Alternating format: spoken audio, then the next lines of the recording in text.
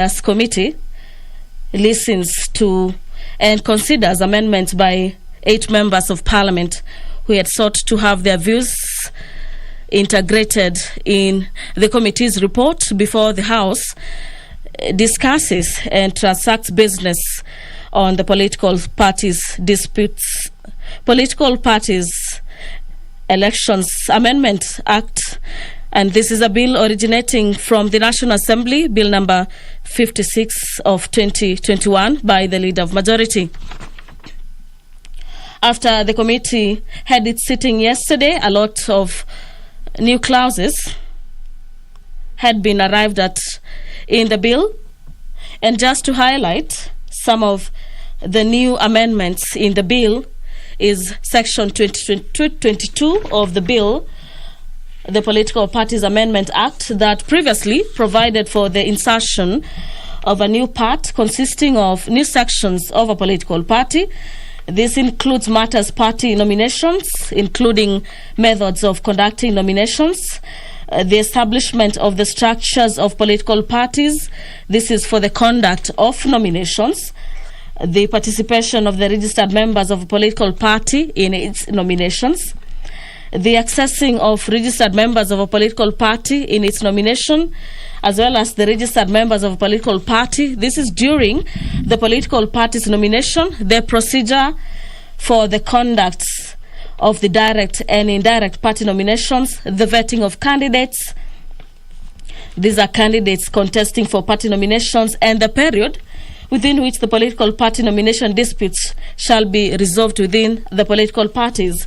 And under the new clauses, Section 22B of the Act provides that at least 6 months to the date of a general election, the Judicial Service Commission shall appoint not more than 18 ad hoc members of a tribunal, whom shall be members and advocates of the High Court of Kenya of at least 7 years in standing, and 9 shall be professionals with outstanding governance, administrative, social, political, as well as economic and other records.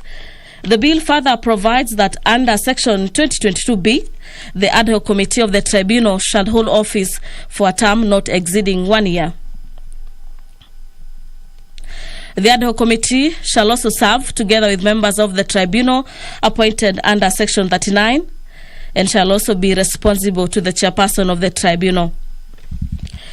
In the clause 23, in the new clauses, the bill provides that notwithstanding the provisions under Section 23 of the Act that relates to the political parties dispute tribunal, previously the bill provided that the tribunal shall also hear and determine disputes relating to political parties' nomination.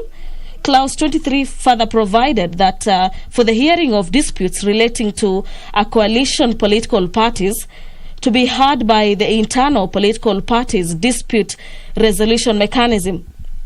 And now under the new clauses, the bill provides that notwithstanding further the previous provisions, that the tribunal shall not hear or determine a dispute unless a party to the dispute adduces evidence of an attempt to subject to the dispute to the internal party political dispute resolution mechanisms.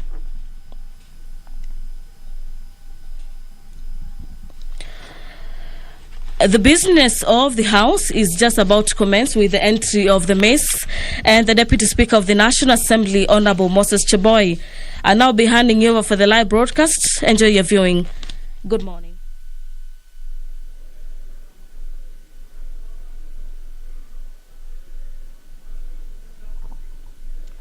Let's pray. Almighty God, who in your wisdom and goodness have appointed the offices of leaders and parliaments for the welfare of society and the just government of the people, we beseech you to behold with your abundant favor as your servants, whom you have been pleased to call to performance of important trust in this republic. Let your blessings descend upon us here assembled. Grant that we treat and consider all matters that shall come under our deliberations in so just and faithful a manner as to promote your honor and glory and to advance the peace, prosperity, and welfare of our country and of those interests who you have committed to our charge. Amen.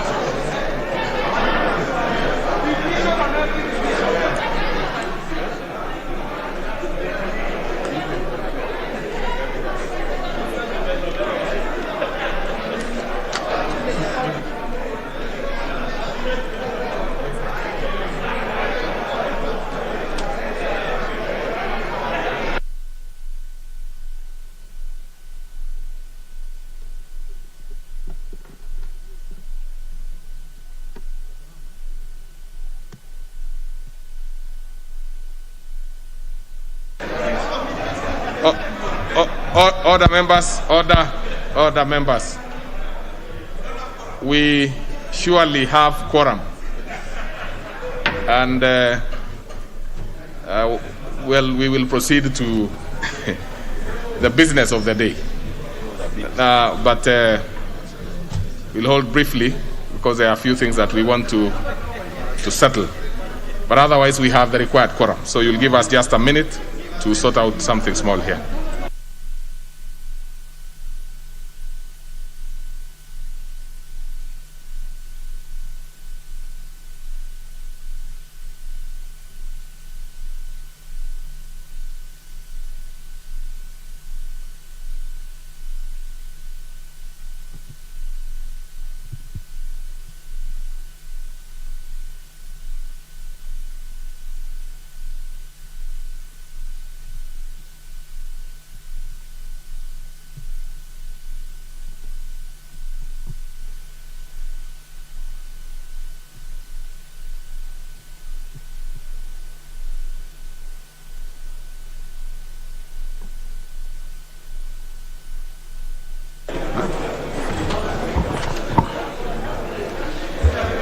Order number 1, administration of oath. Order number 2, communication from the chair.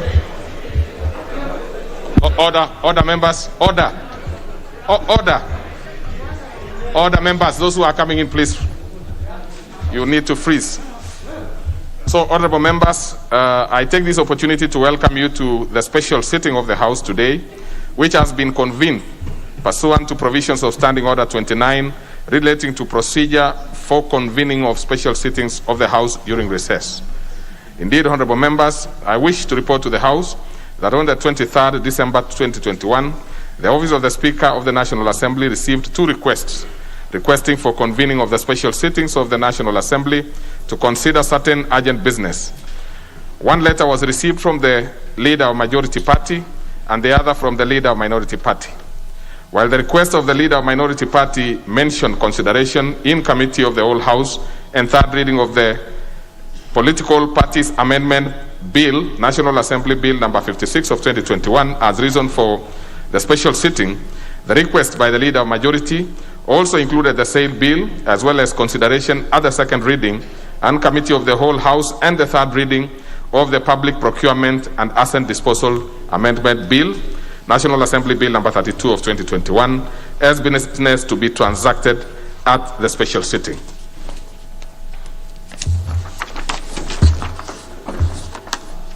In keeping with parliamentary practice and taking cognizance of the fact that the business specified to be transacted is sponsored by the Leader of Majority Party, the Speaker could only honor his request. Consequently, and in keeping with the requirements of Standing Order 29, I did gazette the special sitting of the House today via the Kenya Gazette Notice number 14-165 of the 24th December 2021.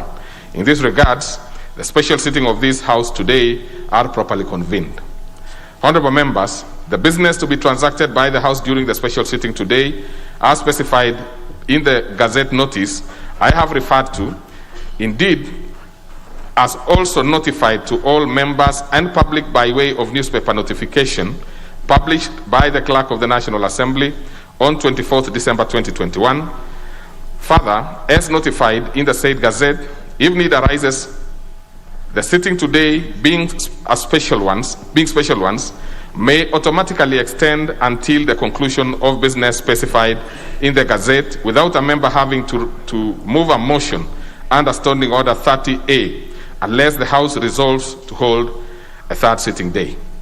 Honorable members, as notified during the last special sitting of the House of 21st and 22nd December 2021, in absence of the Speaker of the National Assembly, who is recuperating after a medical procedure, I will be presiding over the sitting of today also, assisted by members of the chairperson's panel. Honorable members, you will recall that following COVID pandemic, the chamber speaking and electronic voting system was reconfigured to accommodate 120 members in line with the advisory of the Ministry of Health. The advisory notwithstanding, there is need to allow members desiring to participate and take part in any vote or division called to do so.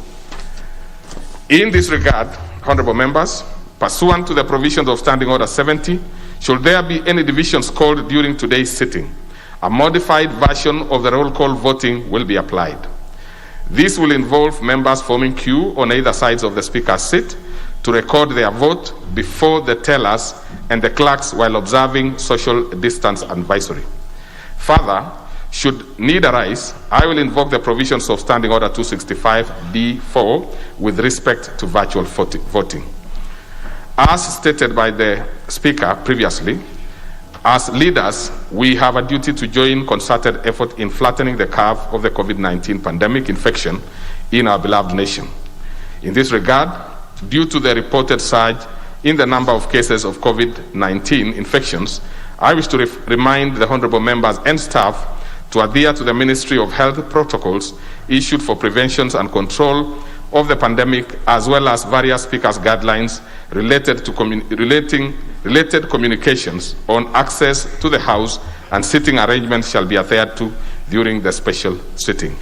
The House is accordingly guided.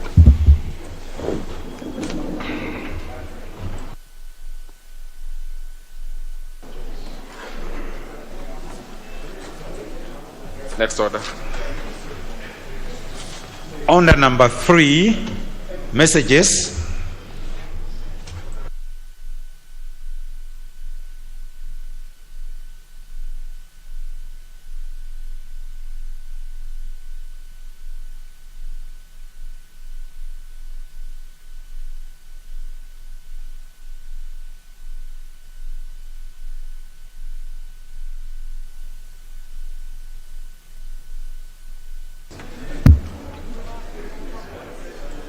You can take your...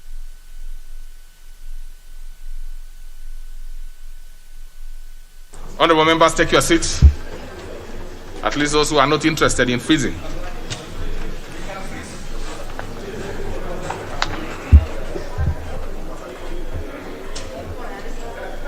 And you must be quick because we really want to move. As soon as the Honorable Angwenyi takes his seat, everybody else can remain frozen.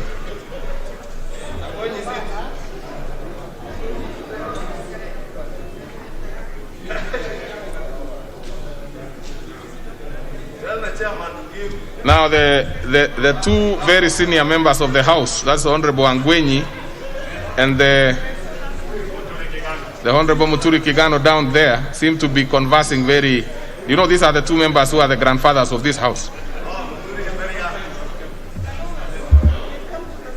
What is it? Well, okay. Now the Honorable Amunyinyi will have to freeze. So, honorable members, pursuant to provision, order.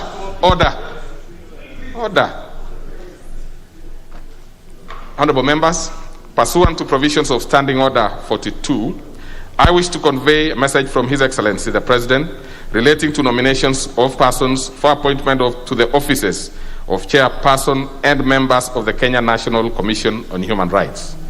In the message, His Excellency the President conveys that in exercise of powers conferred on him by Article 252B of the Constitution, in accordance with the procedure set out in Section 11(3) of the Kenya National Commission on Human Rights Act, Act number 14 of 2011, as read together with Sections 3 and 5 of the Public Appointments Parliamentary Approval Act 2011, he nominates the following persons for appointment to offices of chairperson and member of the National Commission on Human Rights, respectively. 1. Roslyn Doreen Odhiambo Odede, HSC, as chairperson. 2. Honorable Professor Marion Mutugi Wanjiko as member. 3. Dr. Raymond Plal Sang Nyiris as member. 4. Sarah Talaso Bonaya as member. And 5. Dr. Dennis Nyongesa Wamalwa also as member.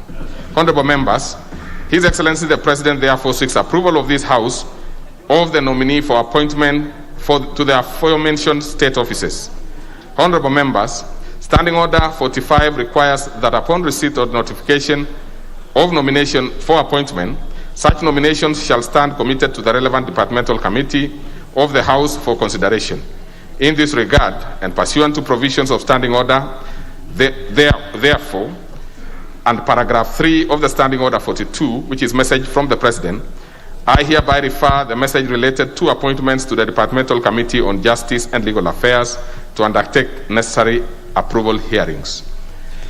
Honorable members, whereas Section 7 of the Kenya National Commission on Human Rights Act 2011 provide a lesser period within which the House is to consider respective nominees, Section 8 of the Public Appointments Parliamentary Approval Act number 33 of 2011 requires the National Assembly to undertake the exercise within 28 days.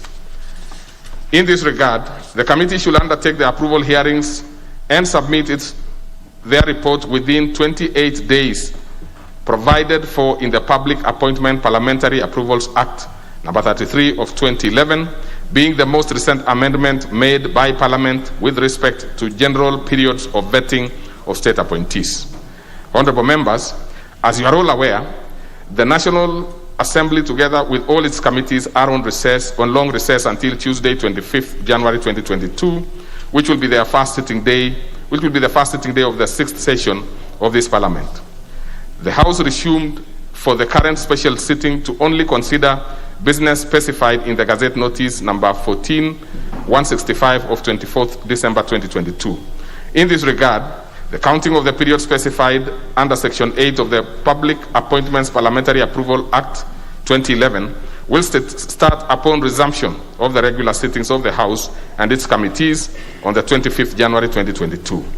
That being the case, the statutory timelines will lapse on 22nd February 2022, a Tuesday. And so, honorable members, the Departmental Committee on Justice and Legal Affairs is required to notify the public and the nominee in good time. Thereafter, upon resumption of sittings, the committee is to undertake the necessary approval hearings and submit its report to the House before Tuesday, 15th February 2022, to enable the House to consider the proposed appointment with statutory timelines. I thank you, honorable members.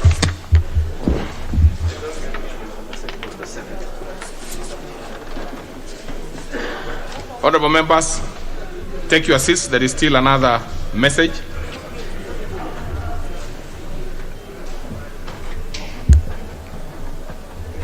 You really don't have to do the clogging in. You can do it later.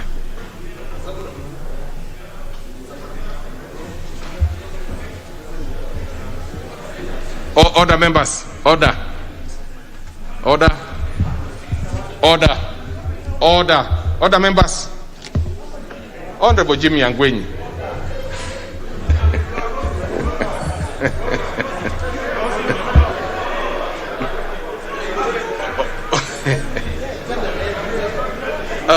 Honorable Jimmy Nuru Angwenyi. So, order, members, order. Some things are best ignored, honorable members, so let's proceed. So, honorable members, pursuant to provisions of Standing Order 41, I wish to report to the House that I am in receipt of the message from the Senate regarding decisions of the Senate on the National Assembly's amendment to the County Government Grant Bill, Senate Bill number 35 of 2021. Honorable members, the message conveys in part that on Tuesday, 21st December 2021, the Senate considered the amendments made by the National Assembly to the County Government Grant Bill, Senate Bill number 35 of 2021, and rejected the said amendments.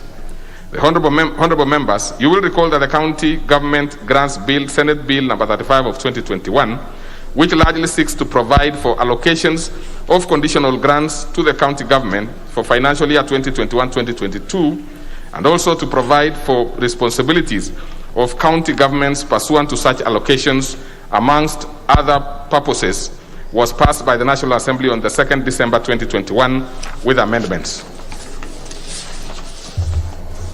The National Assembly made its amendment to the title of the bill, Clauses 1, Clauses 2, Clause 3, Clause 4, Clause 8, Clause 9, first and second schedules. The amendments were thereafter forwarded to the Senate for considerations. The Senate, having rejected the National Assembly's amendments, now effectively commits the bill to the Mediation Committee in terms of Article 112(2)(b) of the Constitution.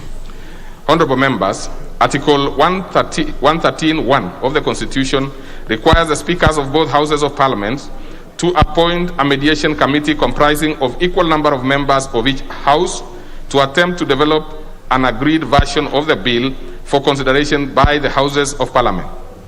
While forwarding the message to the National Assembly, the Right Honorable Speaker of the Senate did also convey that he has appointed the following senators to the Mediation Committee. The Honorable Senator Kabiru, MP. 2, Senator Moses Wetangula, MP.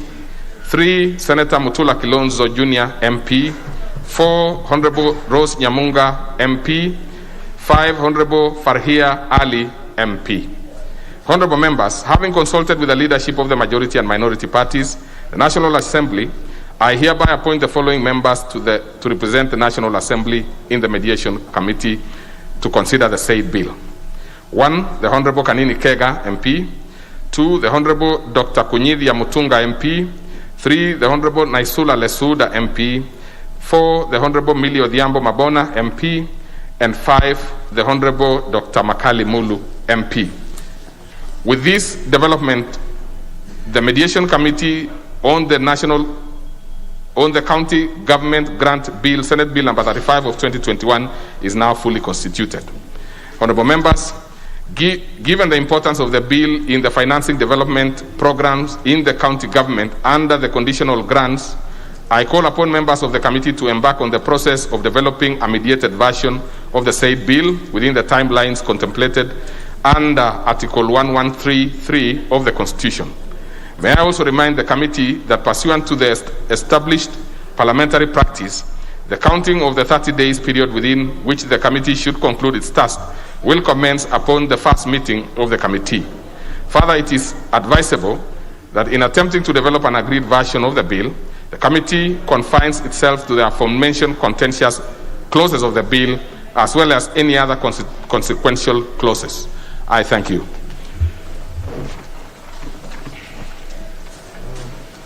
Order number 4, petitions. Order number 5, papers. The Chairperson, Justice and Legal Affairs, you have the floor. Thank you, Mr. Speaker. Mr. Speaker, pursuant to the communication on harmonization that you delivered on 22nd December, I have the honor to table the following paper on the table of the House today, Wednesday, December 29, 2021.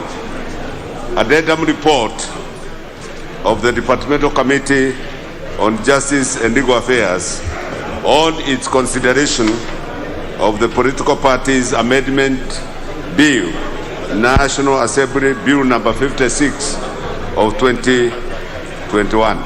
Thank you. Very well. What is it, the Honorable Duale? The Speaker, I stand on Standing Order 83 for you to make a ruling on the report that has just been tabled by the Chair of the JLAC, and in more so, and in as far as recommendation 2 is concerned, Mr. Speaker, and I hope the Clerk of the National Assembly will give you a copy of that report so that you be with me when I raise my issues. Honorable Speaker, Article 93, Article 94, and Article 95, and Article 109 of the Constitution spells out the legislative role of a member of the National Assembly. Honorable Speaker, the constitutional legislative role is one which the Constitution itself has not limited and hence cannot be stifled by anyone, including the committee of this House, either by statute or even by rules of this House. It is therefore within the constitutional right of a member of this House to propose amendments. I am on a point of order, Mr. Speaker. Honorable TJ, you are aware and you know you are quite a seasoned member of this House. Let us do this.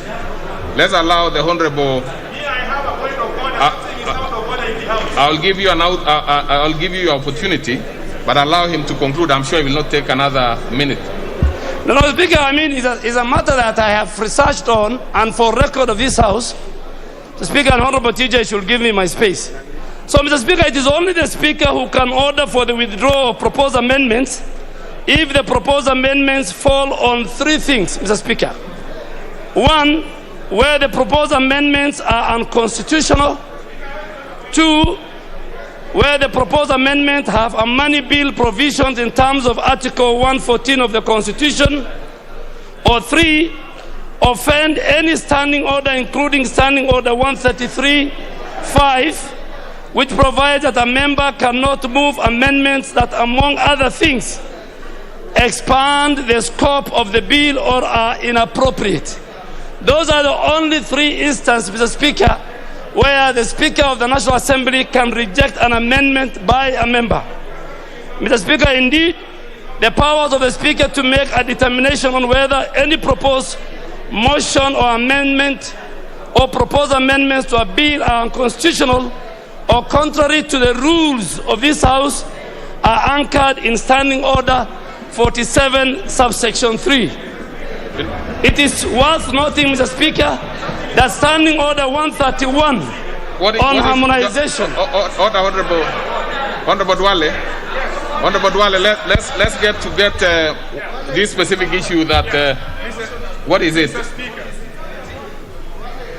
Mr. Speaker, sir, you know, Honorable Dwale, although rises on a point of order, but the context of his discussion is an intervention.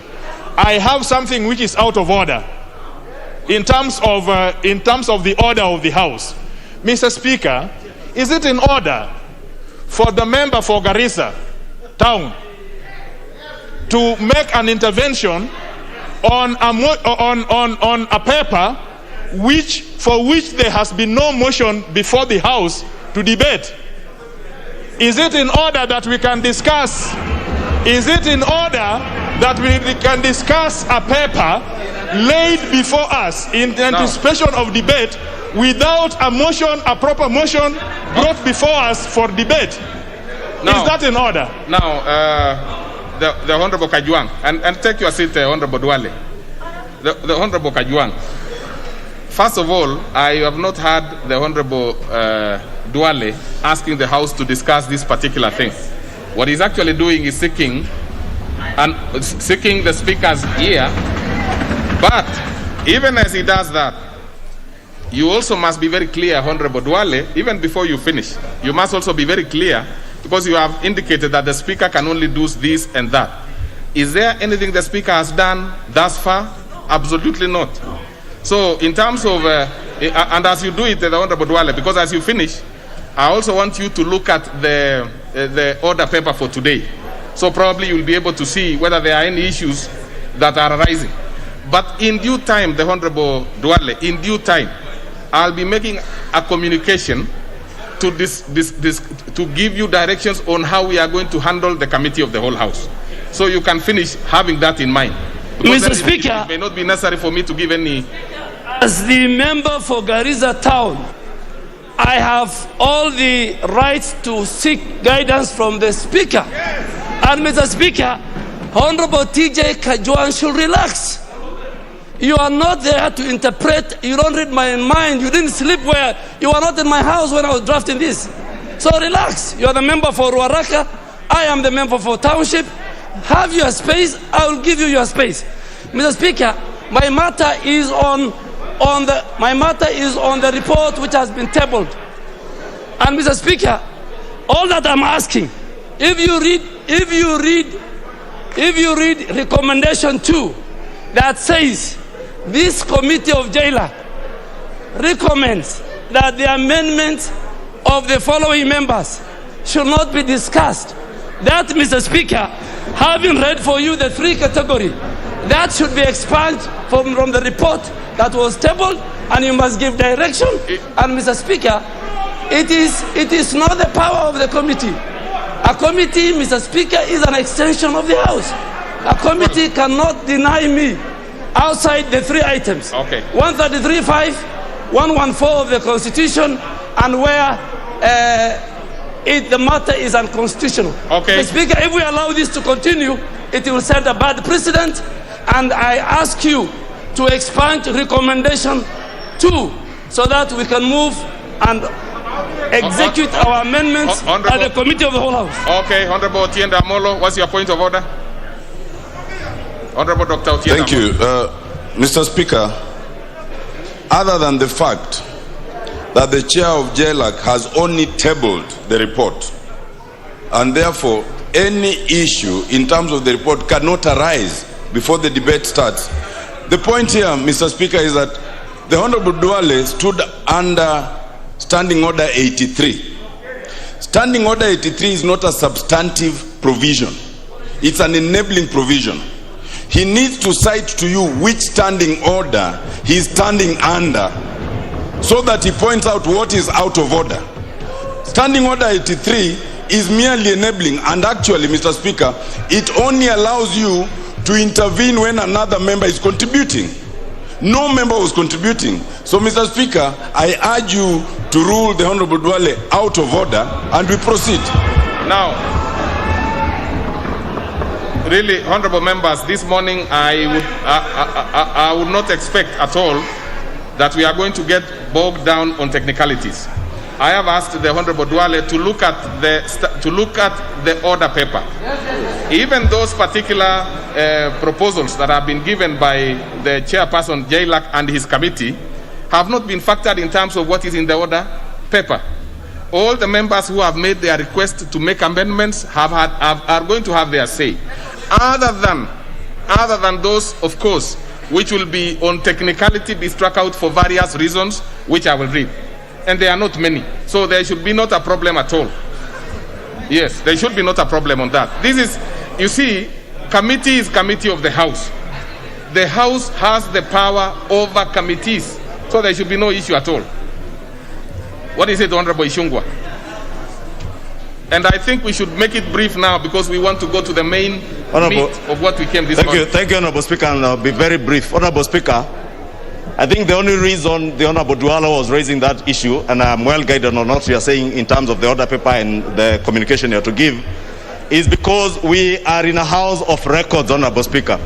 And when a paper is laid, Honorable Speaker, it becomes a record of the House, and we will stand guided by your communication. Honorable Speaker, it is also worth noting, I have gotten communication from some members of the committee that there is indeed also a minority report, and I want to beg that you also allow those with a minority report of that committee to table so that it also becomes a record of the House, Honorable Speaker. Thank you. You see, just a minute, but in the meantime, I refer again members to the order paper. And if you have seen the order paper, you will notice that many of these amendments that have been proposed by members are in the order paper and therefore will be conversed. So the issue of the committee report is really neither here nor there, because we cannot again send a matter to a committee and guide them on how they want to proceed. Once it comes here and we are sure that it is not, it does not, we would not want to take it, we simply have it as information for members. So there should be no issue at all. Just a minute.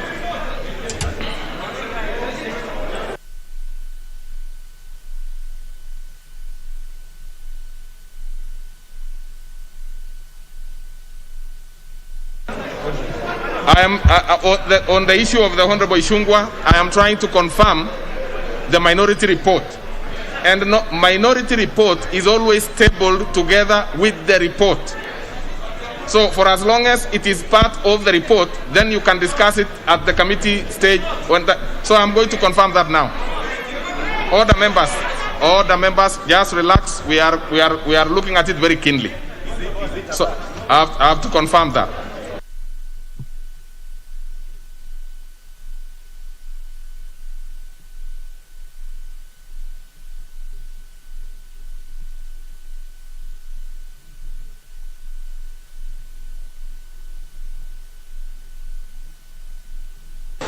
So, honorable members, give me a minute to confirm the attachments there and see whether it is part of it.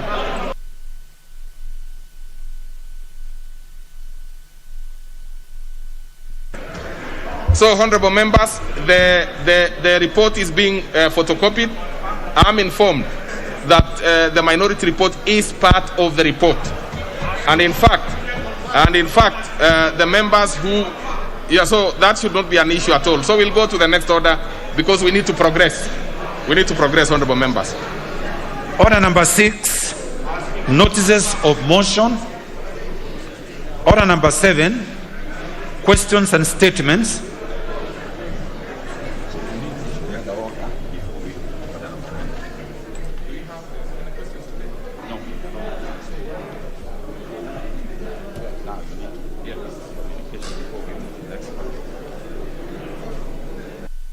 So, honorable members, before we move to the next order, order the honorable, who is that member? You know, I cannot be able to clearly, who is this member? Order. Yeah. Order, Honorable Peris Tobiko, I understand you cannot, but let me not say what I wanted to say. Just take your seat. Now, order, members. So, honorable members, before the House proceeds to consider the business appearing as order number 8 in this morning's order paper, being the consideration of Political Parties Amendment Bill, National Assembly Bill number 56 of 2021, in Committee of the Whole House, I wish to guide the House with respect to amendments proposed by individual members to the said bill. Honorable members, it will be recalled that following the many amendments whose notice had been given by various members during our last special sitting of 22nd December 2021, I did invoke provisions of Standing Order 131 to refer these amendments to Departmental Committee on Justice and Legal Affairs for harmonization through a process commonly referred to as in parliamentary jurisdiction as winnowing. Essentially, since the Committee of the Whole House stage has very minimal debate, winnowing accords members with amendments an opportunity to discuss their proposed amendments at the relevant committee and attempt to harmonize them, with a view of recommending to the House which various proposed amendments should be accorded priority in the Committee of the Whole House. Indeed, in many instances, we have witnessed committee incorporate individual members' amendments as part of committee amendments after winnowing process. While some members opt to drop their proposed amendments as part of the compromise, they drop as part of the compromise. Regrettably, honorable members, I am informed that by the chairperson of the committee that while some members attended and discussed their proposed amendments with the committee, a number of other members either failed to turn up or left meeting before going through the harmonization process for reasons or the other, for one reason or the other, despite the opportunity accorded to and directive of the Speaker. Since all members ultimately retain the right to have their amendments published in the order paper for decision by the House, it is for this reason that I direct that amendments by all members be published in the order paper, including those that appeared not to have undergone the harmonization process. It is notable that despite this shortcoming, some of the amendments proposed by those members have been carried by the committee or leader majority party in the same form or in a modified version. Honorable members, it is further notable, as indicated in the order paper of today's morning, that the member for Lugari and the nominated member, the Honorable Godfrey Ososi, gave respective notices of withdrawal of their proposed amendments to the bill during the winnowing process, which took place yesterday, 28th December 2021, at the County Hall Mini Chamber, and was facilitated by the Departmental Committee on Justice and Legal Affairs pursuant to provisions of Standing Order 131. So, honorable members, I must reiterate the need for due legal and procedural consideration by all members when proposing amendments. Instructively, it is noted that some of the amendments offend the provisions of Standing Orders 133(5) in that they propose to unreasonably or unduly expand the subject of the bill, which in such amendments can only be proceeded with in accordance to provisions of Article 118 of the Constitution on public participation. As you may have noticed in today's order paper, the clerk has included a disclaimer subject to provisions of Standing Order 133(5) where necessary. As such, honorable members, I wish to guide the House as follows with regards to the amendments and those whose notice of withdrawal was given. 1. Given the respective notices of withdrawal and amendments proposed by the Honorable Ayub Savula and the Honorable Godfrey Osotsi will not be considered by the Committee of the Whole House. 2. The proposal by the member for Kikuyu, the Honorable Kimani Ichung'wah, to insert new clauses 19A, 25A, 25B, 26A, and 26B, the member for Kilifi North, the Honorable Baya, to insert the new sections 19A, 25A, 25B, 26A, and 26B, and the member for Dagoretti South, the Honorable John Kiarie, to amend clause 20 in entirety and insert new sections 19A, 19B, 19C, 26B, and 26C, are all seeking to establish the Political Parties Registration Board and the Office of the Chief Executive Officer of the Board, alter the manner of appointment of the officials, and amend the terminology referring to the Office of Registrar to the Chief Executive Officer. I noted that these proposals fall short of the requirements of Standing Order 133(5). These are new amendments that ought to undergo public participation as required by the Constitution. Given the far-reaching changes envisioned therein, and having gone outside the scope of the bill as printed, I therefore direct that the Committee of the Whole House shall not consider the proposed amendments to clause 20 by Honorable John Kiarie and insertion of clause 19A, 19B, 19C, 25A, 25B, 26A, 26B, and 26C as proposed by the Honorable Kimani Ichung'wah, Honorable Baya, and Honorable Kiarie respectively. My decision on these new proposals also accords with various similar rulings by the Speaker and court judgments with respect to scope of amendments to a bill, particularly with regards to the need to show that the provisions of Article 118 of the Constitution on public participation in lawmaking is actualized. 3. With respect to amendments proposed by the leader majority party, the committee chairperson, and 15 other members as listed in the order paper, and there were no such disclaimer is given, the amendments will proceed in the usual manner during the Committee of the Whole House. So, honorable members, I wish to report that my office is in receipt of the amendments proposed by the Honorable Member for Belgut, the Honorable Nelson Koech. One of the proposals in his amendment was to seek to amend clause 1 of the bill to change the title of the bill from the Political Parties Amendment Bill to Political Parties Coalition Bill. I disallowed that particular proposal of the amendment since there is no law called Political Parties Coalition Act. Therefore, the proposed amendment is technically inadmissible. The House and the members are accordingly guided. Mr. Chair, and before we go to the next order, honorable members, I want to confirm that the minority report is under Chapter 5 of the report that has been tabled. So it is confirmed. So, next order. Order number 8, Committee of the Whole House. Order, members.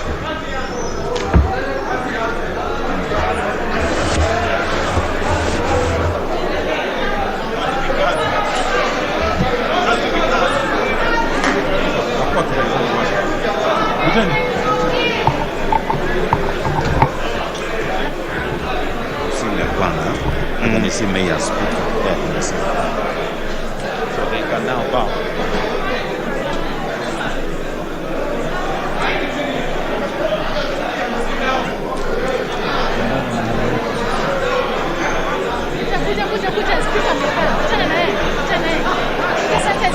Honorable members,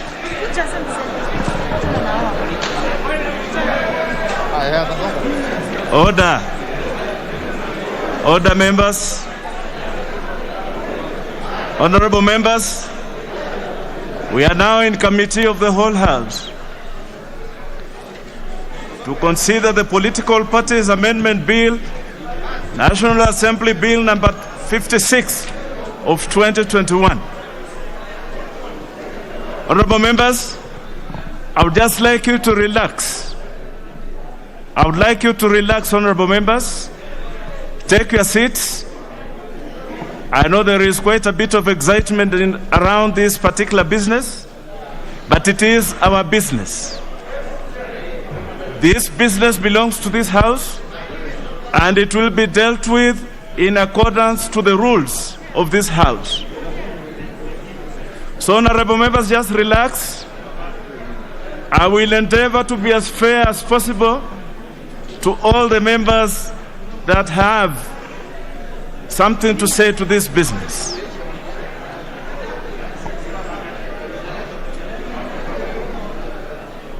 Honorable members, just before we commence, yes. So I'm sure that all of us are prepared, and we are now about to start to deal with this particular business.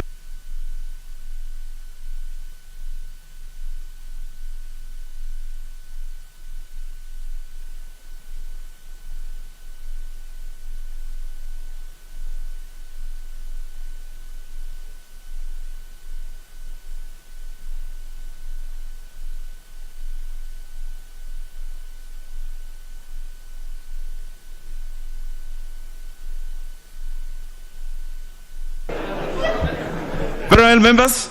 Now, taking into account the enormity of the business that is before us, but it's just normal business, I want to give this guidance just so that everybody is on the same page.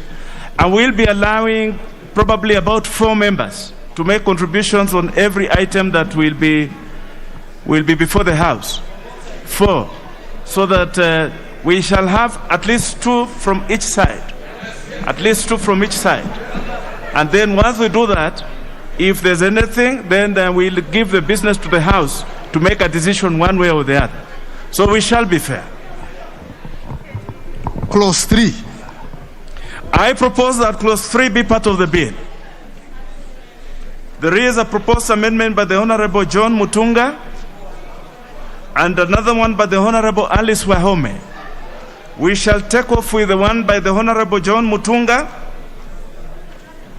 And the direction is that if the one by the Honorable John Mutunga succeeds, then the one by the Honorable Wahome will be dropped. The Honorable Mutunga, you have the floor. Thank you, Honorable Speaker, for the opportunity to move my amendment. It's clause 3. Honorable Speaker, my amendments in clause... Honorable Chair, my amendments basically looks at clause 3, especially section 4A. I propose that we add the word equity through. Honorable Speaker, if we read that particular clause, it does not seem to bring the meaning. And I wish to read that particular clause, Honorable Speaker. Clause 3, clause section 4A. Section 4A, Honorable Speaker, reads like this: that a political party may recruit and so on and so forth. I'm talking about C, Part C. Part C reads promote representation in Parliament and county assemblies of women, persons with disabilities, youth, and so on and so forth. Honorable Speaker, I believe, Honorable Chair, I believe what we are trying to promote here is equity in representation. The Honorable Chris Wamalwa, hold your horses. Let him finish moving. I'll allow you to speak after he finishes moving. Honorable Chair, proceed. What we are promoting here is not representation. We are promoting equity through representation. That is why I'm proposing that we add the ones through representation immediately after the word promote, so that it will read promote equity representation in parliament and county assemblies and so on and so forth. Because if you look at the different categories of representatives mentioned there, we are talking about equity, and the word equity is missing. So we are not promoting representation. We are promoting equity by picking relevant numbers of people of different categories so that they may be represented in this particular case. Honourable Speaker, I've also proposed some amendments in Part B, 4B. Honourable Speaker, 4B speaks about several reservation of the name, symbol, and slogan. Honourable Speaker, I propose that we also add the dominant color of the party. Parties are identified by colors. If a dominant party, if we look at party like ODM, ODM is identified by orange. Jubilee is identified by red. Wiper is identified by white, and so on and so forth.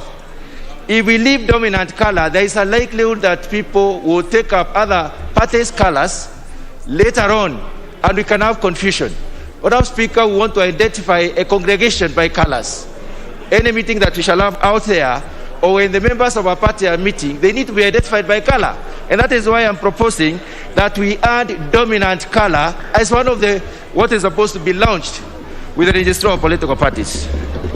So in all situations where we are referring to the slogan, the symbol, and where we are referring to the slogan, the symbol, and the name, we also add dominant color. Honourable Speaker, I submit. Honourable Chair. Sorry. Honourable members, honourable clerks, just hold your horses. Let me propose, then you can move your. Honourable members, I propose the question that clause 3 be amended as proposed by the Honourable John Mutunga. The Honourable Chris Wamalwa, you had a point of order before we kick off. Thank you, Mr. Chairman. Mr. Chairman, mine was a very simple seeking your direction, because the way the order paper has been rearranged is not in that logical flow. So my humble request was, when a member is proposing an amendment, it will be neater to cite the page so that members can be able to follow. It was as simple as that, and that's why point of orders, Mr. Chair, they normally take precedence.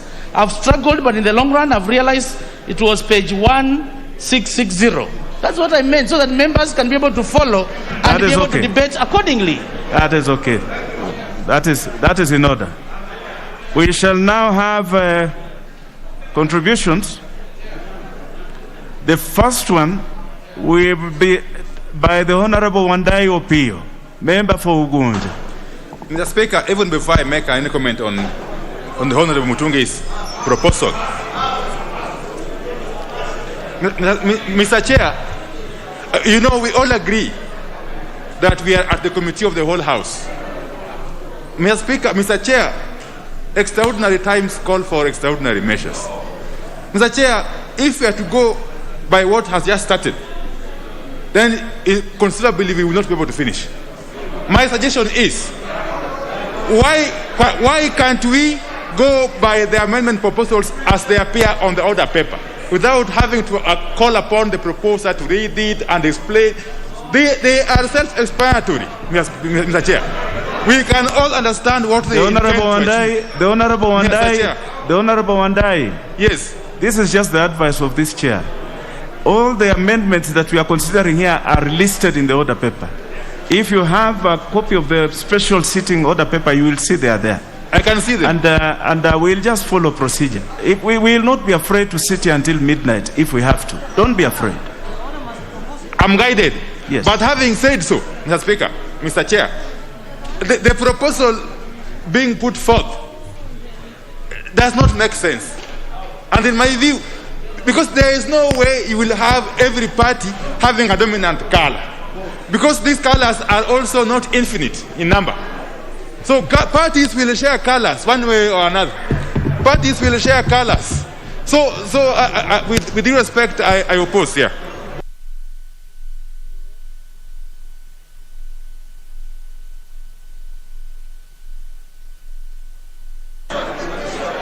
The next contribution is by the Honorable Kositani, member for Soy.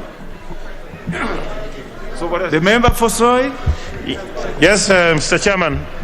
I think for us to be able to proceed, Mr. Chairman, we'd ask that you put the question. Yeah. Put the question. Put the question that we move. Put the question. Honorable members, is it the mood of the House that we put the question on this?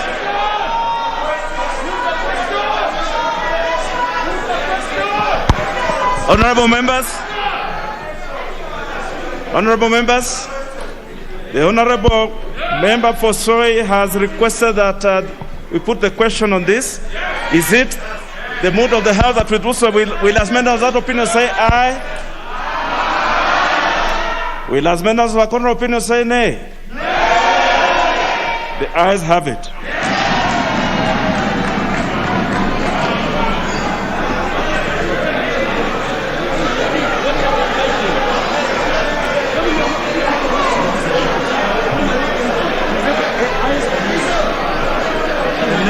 The ayes have it. So we go to the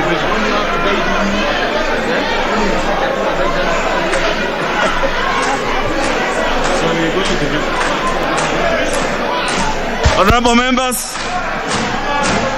members, let's hold your horses. Order. The member for Dagoretti, South.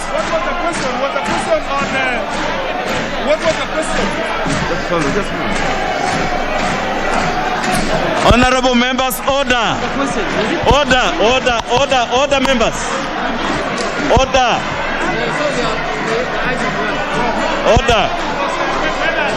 Yes.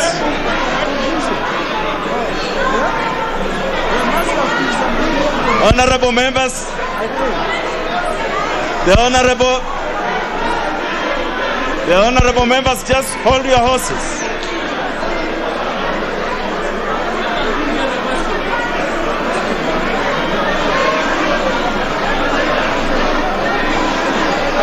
Honorable members, order.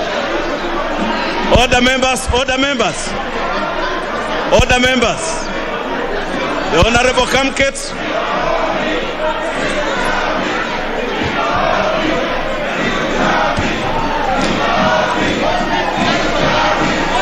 Honorable members, let us have order. This is the direction, honorable members. The question that was put, honorable member, the question that was put was this. The question that was put was this, on whether to put the question on the Honorable Mutunga's amendment. So now we shall proceed to now consider the proposed amendments by the Honorable Mutunga by putting the question on it. What the Honorable Kositani had requested was for the question whether the question should be put, and that is what this chairs did. So now we shall proceed to put the question on what the Honorable Mutunga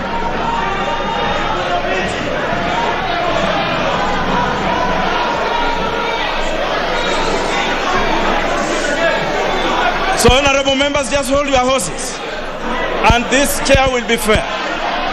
So now that's that question.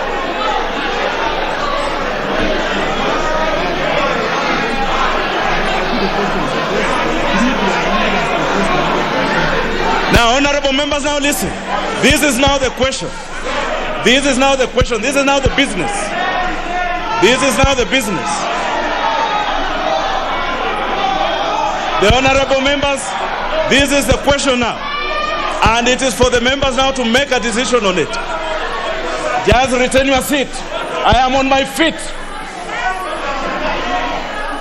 I now proceed to put the question that clause 3 be amended as proposed by the Honorable John Mutunga. Will as members of that opinion say aye? Will as members of a contrary opinion say nay? The nays have it.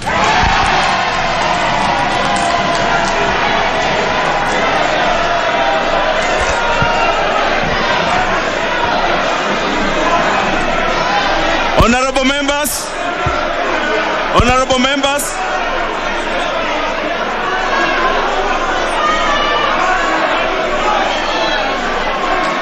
the members who voted yes have raised the numbers for division. We shall now proceed to division. We shall now proceed to vote by division. You have the numbers. So we shall proceed to vote on division. The procedure is the procedure we followed last time.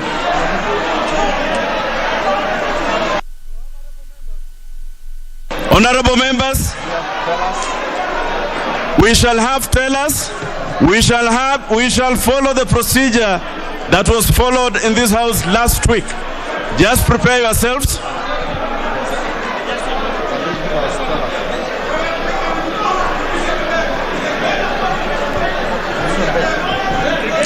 The division bell shall be rung. I direct that the division bell be rung.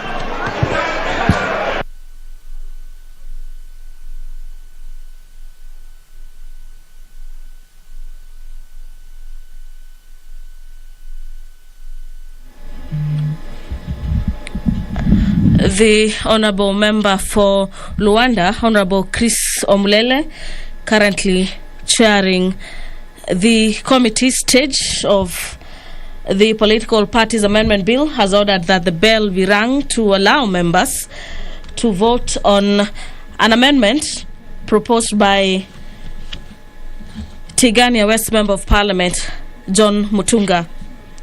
There has been divisions in the House as divergent factions objected to the ruling of the Speaker, of the Chair rather, that ruled that the nays had their way in the amendment by the Tigania West Member of Parliament. The MP sought to have clause 3 of the bill amended. The ayes side should give us 2 tellers. The nays side should provide us with 2 tellers. So immediately after 5 minutes, I want to see 2 tellers from the ayes. I want to see 2 tellers. I want to see 2 tellers from the nays.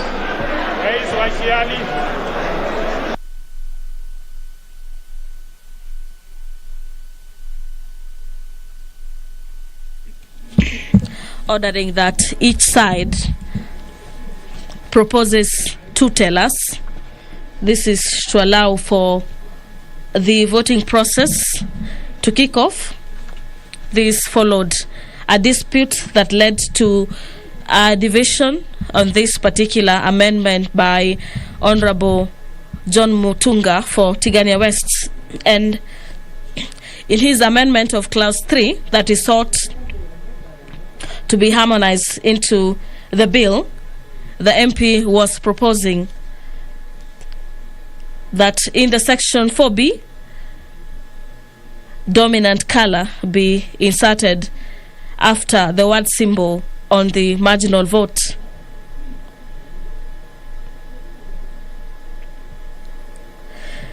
In his amendment, the MP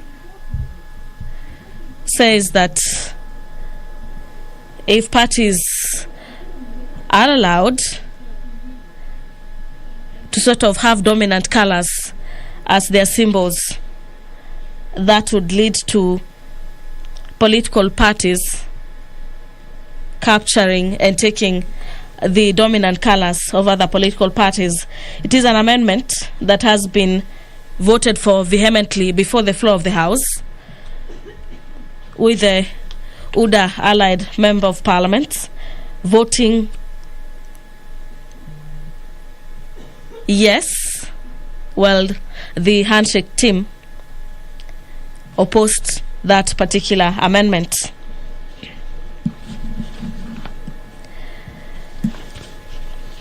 There are also other amendments that were shot down in the ruling by the Speaker, and one such amendment was an amendment proposed by Dagoretti North Member of Parliament, that is John Kiari, that had proposed that the Political Parties Amendment Bill be chaired or be led by a Chief Executive Officer.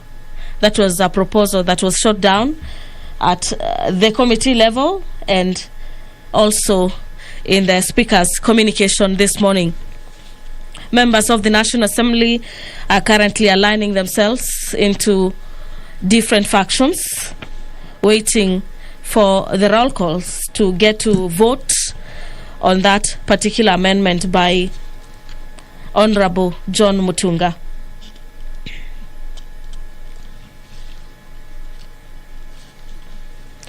Further amendments and provisions into the Political Parties Amendment Bill 2021 is an amendment by Honorable Joseph Limo, who intends to move an amendment on the Political Parties Amendment Bill 2021 that is currently at the committee stage.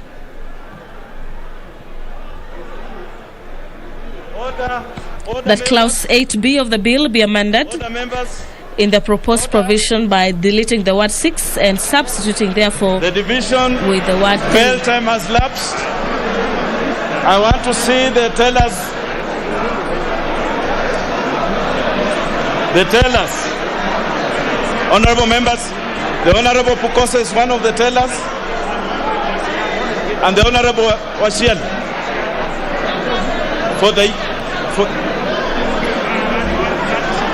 and Gladys Cholet for the yes. They have tellers for the nays. The member for Teso South and the other one.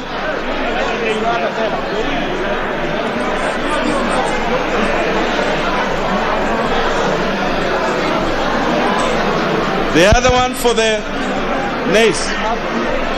They are all here. Honorable members, let us make progress. Order, order members. Order, order. The member for Kikuyu. The member for Kikuyu and the member for Kajiado. Let us have order in the house. Order, order members. Members, we are now ready to vote.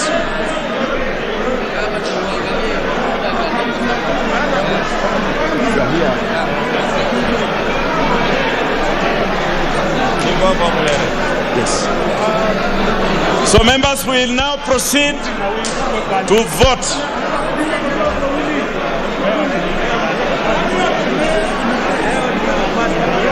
So you write the names? Yes. Yeah. Yes. Yes or no? You just come and say your name and you vote. Yes. So honorable members, order. Honorable, the members who are on the gallery. The Honorable Wangwe. Let us proceed to vote.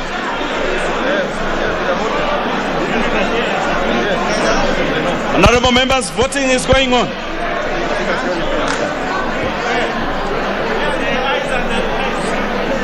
You just come forward and vote. It will be recorded. Whichever. Yes.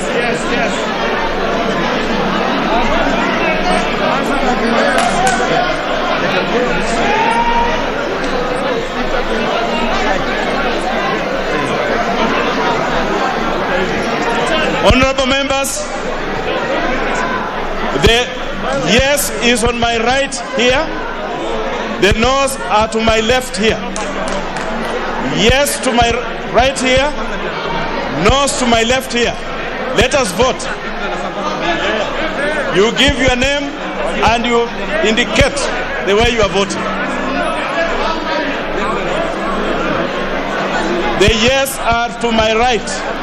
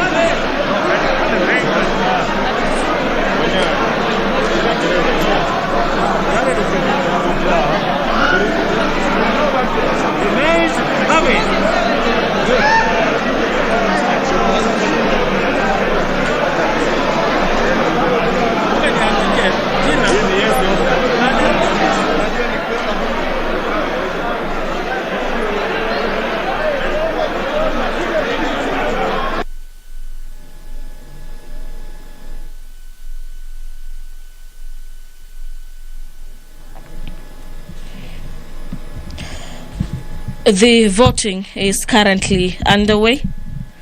This is the voting on a proposed amendment on Clause 3 of the bill by Honorable John Mutunga, the MP for Tigania West. And currently, members have aligned themselves to yes and no side. This is following a dispute on the vote that was put by the chair of this particular session, that is Honorable Chris Omulele. And Clause 3 of the bill proposes to insert a section on the roles of the political parties, including the recruitment and enlistment of members, mobilization of citizens and decision making, insertion to also provide for a new section for the reservation of a name, slogan and symbol of a particular political party for 90 days. And in the proposed amendment by Honorable John Mutunga, he proposes that Clause 3 of the bill be amended in the proposed Section 4A by inserting the word equity through immediately after the word promote. The MP proposes the insertion of the words dominant color immediately after the word symbol. He also proposes that the words dominant color immediately after the word symbol in Clause 1, and insertion of the same dominant color immediately after the word symbol where it appears in Clause 2 and further in Clause sub-clause 3. This is an amendment that has been received with diverse reactions among members currently in the chambers that led to the directives given by the Speaker, which were that the nays took the day, being contested by the opposing side that feels that the ayes have it, leading to the division bell being rung for 5 minutes to allow for members to sort of align themselves with either the yes or the no side, and to allow for the roll call be taken. And that particular amendment will be decided on by the number of votes each side will have garnered by the end of this particular exercise. So currently in the chambers, members of the National Assembly are enlisting themselves with the clerks of either side to ensure that they are enlisted on the side that they have taken this morning.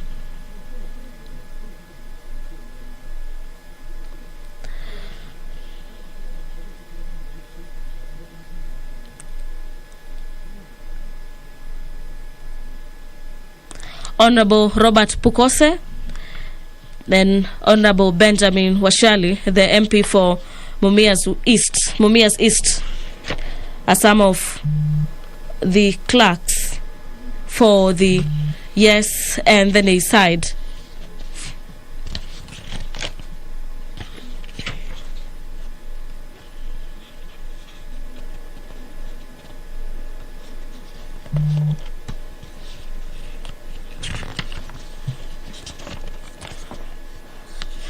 There was also a proposal before the floor that an MP does not get to highlight what he proposes in the amendment, and that the House moves to vote on the amendment as it appears on the order paper.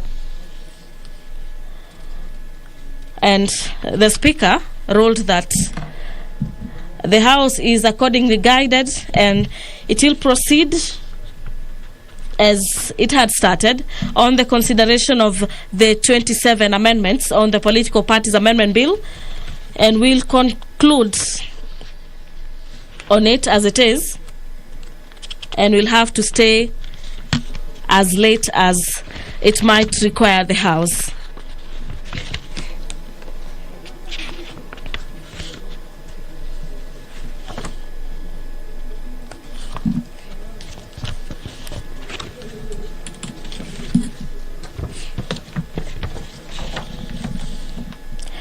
There is a couple of amendments proposed by different members of the National Assembly.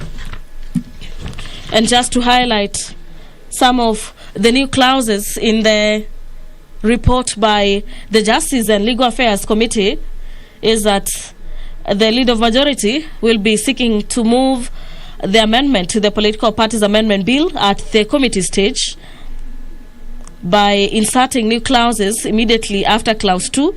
This is an amendment of section 3, number 11 of 2001, that section 3 of the Principal Act be amended by inserting the following subsection immediately after subsection 2.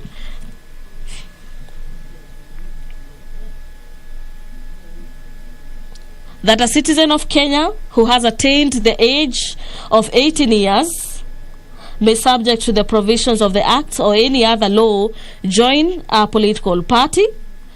This is upon A, payment of the party's membership fee and complying with any other requirements as prescribed by the political party. Clause section of the bill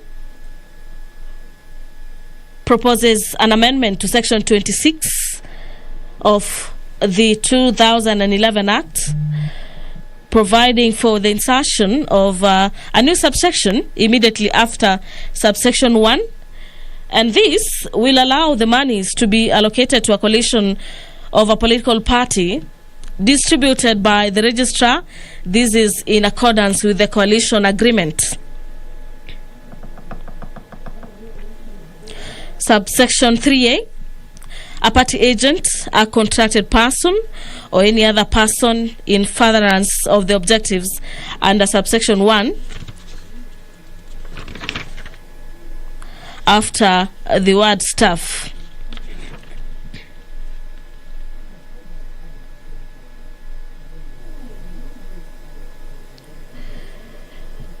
Under the new clause 22, there are propositions that the bill be amended as proposed in section 38C by inserting subclause immediately after subsection 5, that notwithstanding the provisions of subsection 5A, a person may only participate in the nominations of a coalition of a political party if such a person is a registered member of a political party forming the coalition political party.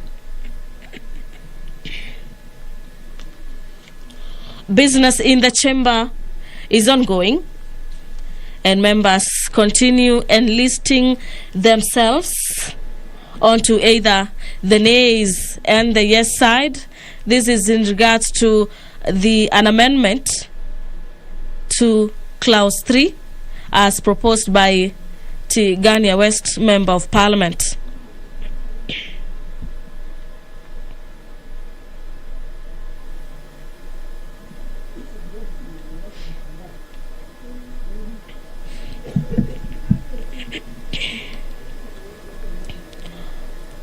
Clause 10 on the propositions in the new proposals is that a political party shall, before expelling a member under subsection 1, notify that particular member in writing. This is in regards to the provisions allegedly contravened and the particulars of any conduct related to the contravention. Part 3 says that the party shall inform the member of his or her right to appear and be heard before the relevant organ of a political party, either in person or through the legal representative. Section 3 proposes that the party shall afford the member the opportunity to be heard within a period of not less than 90 days from the day of that particular notice. This is in regards to a proposal that a party might or is given rights to expel one from a political party membership list if they happen to support ideologies of a different political party. A party holding an elective position who is expelled from a political party under Section 3 shall continue to hold office.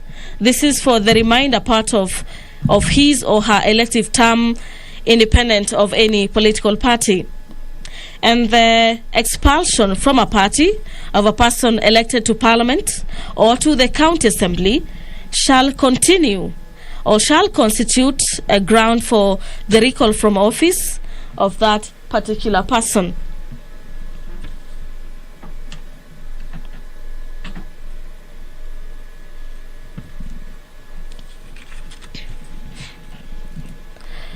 The voting is currently underway in the National Assembly chambers, and 2 members of each side are currently the tellers at this particular stage, basically taking the roll call and enlisting the members of each particular side. You will remember that this is a voting stage on the proposal to amend Clause 3 by Tigania West Member of Parliament. Proposals by Dagoretti North Member of Parliament, Kilifi North Member of Parliament Owen Baya, and Kikuyu MP to have the political parties Amendment Act led by a chief executive officer was dropped by the chair.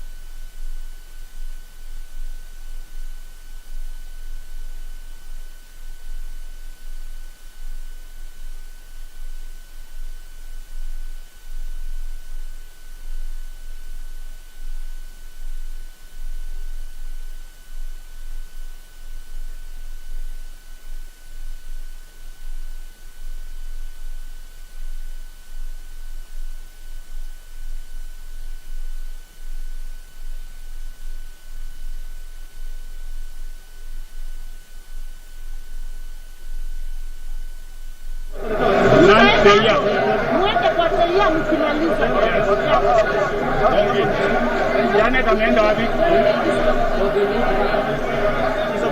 Janet na Ngabo. Yeah. Wapi na Ngabo?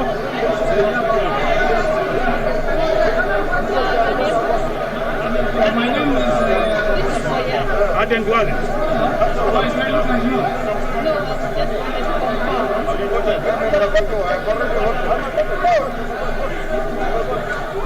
In 121. Because 120 is 121.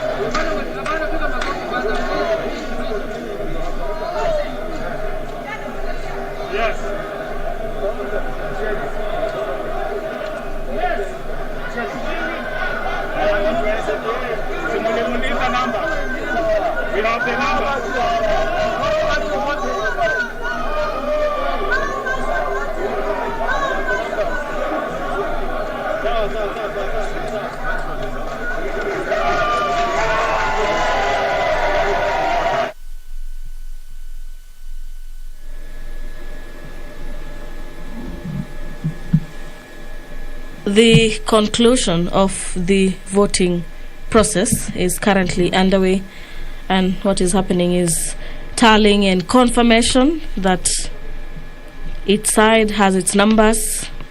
That will be followed by the announcement of the chair of this session of the Committee of the Whole, who happens to be Honorable Chris Somulele. There are tellers on each particular side, led by Honorable Peter Mwadhi, the MP for Limuru, Robert Pukose, the MP for Endebess, Benjamin Washali, the MP for Mumias West, and Jeremiah Kioni, the MP for Ndaragwa. Those are the 4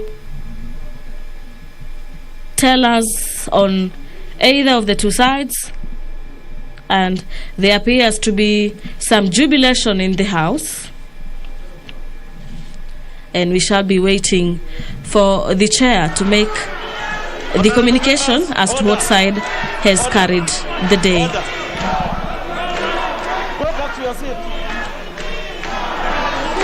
Honorable members, just hold on. You will dance. Just hold on. Honorable members, resume your seats. We have closed the voting. The tallying is going on. We will be delivering the decision as soon as the tallying is done. Just resume your seats. Honorable members, just hold. Everybody go back. Go back. Go back. The member for Alda, you are out of order. Go back to your seat. Go back to your seat. Honorable members, retain your seats. Go back to your seat. Acha mchezo. Resume your seat. The honorable nominated members and go back to your seat. The honorable Kabebeya, resume your seat. Resume your seat. Resume your seat. Sergeant at Arms, remove these members back to their seats. Tallying is going on. Once it is completed, we shall make a pronouncement on it.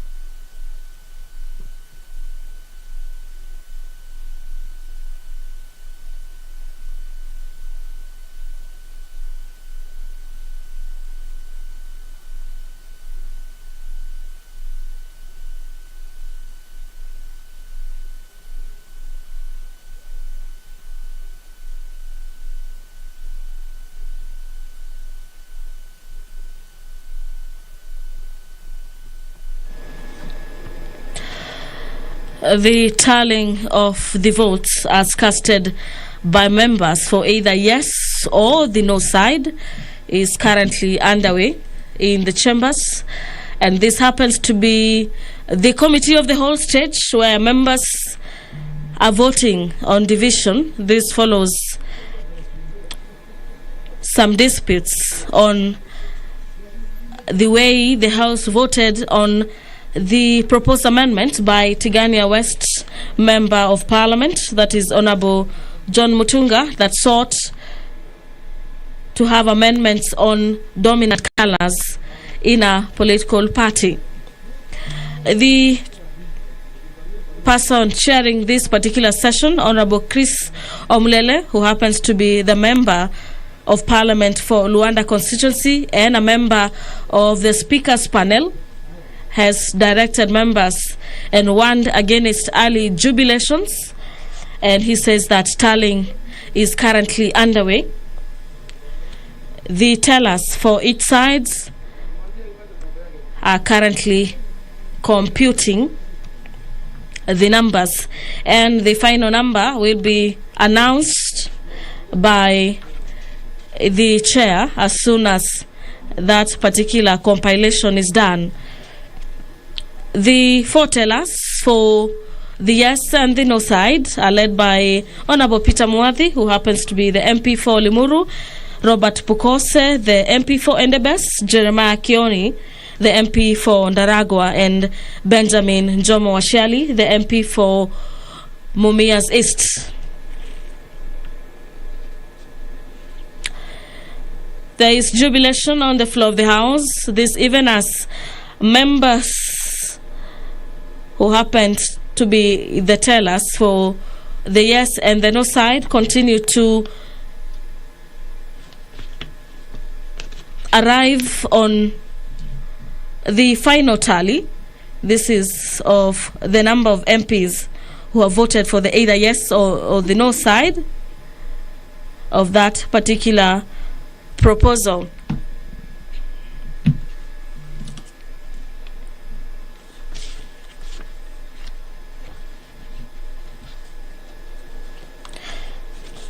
It is a mixed mood for the House as the House considers the Political Parties Amendment Bill.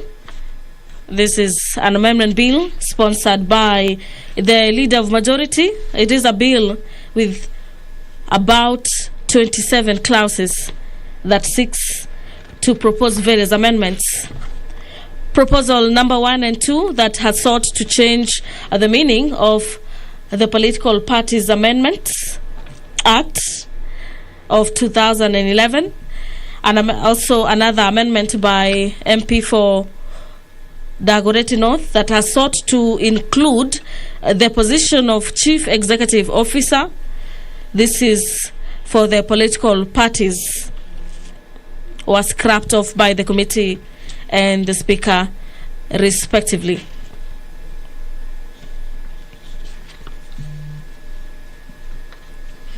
Tallying is underway in the chamber.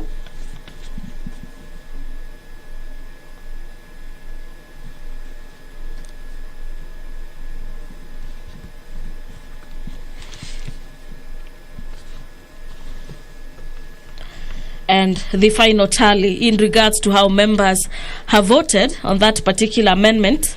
It is an amendment number 3 will be made by the chair this morning.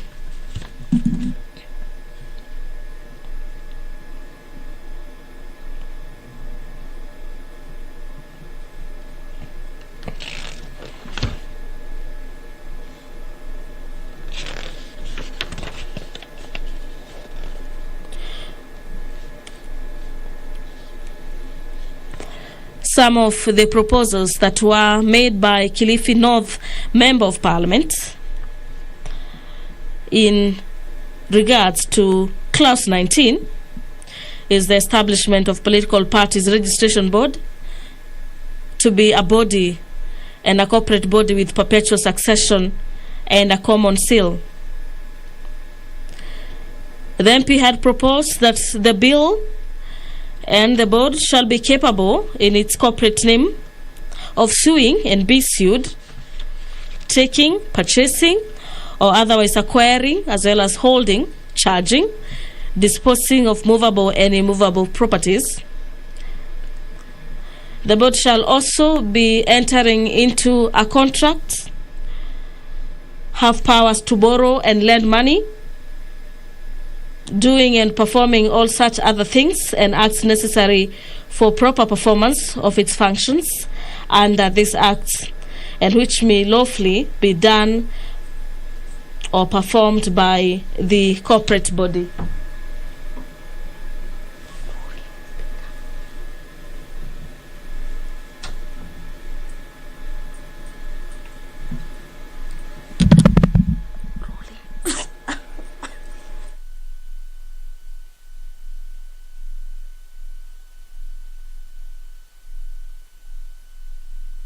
Chief Executive Officer shall be responsible for the management of the day-to-day running of the board, and those who are some of the amendments that were shot down at the committee stage.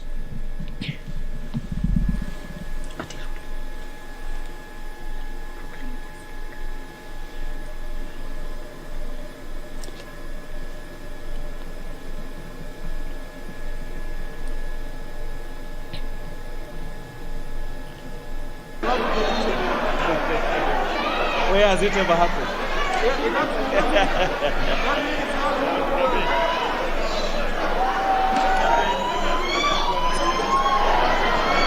Honorable members, return your seats. Resume your seats.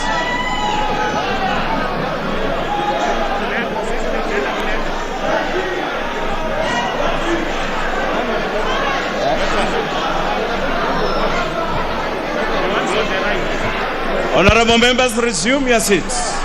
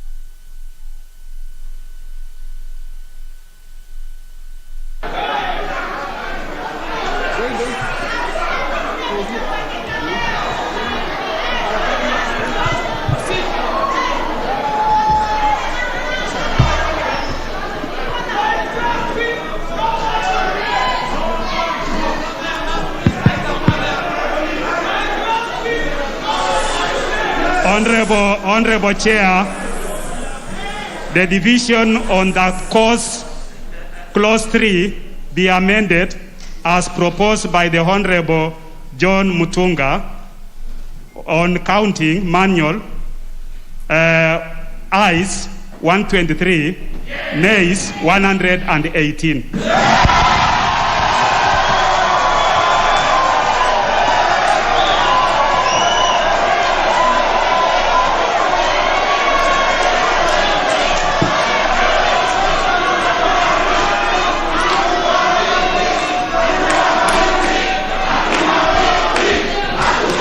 Just resume your seats.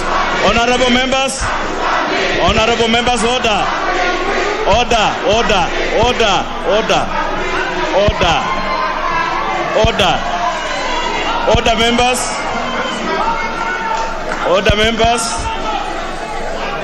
members. Yes, this is the business of the House. And honorable members, decisions in this House will be made by the votes of the members. Now, just hold on. Hold your horses. Just retain your seat. The honorable member for Turkana, this is not a war zone. This is a debating chamber.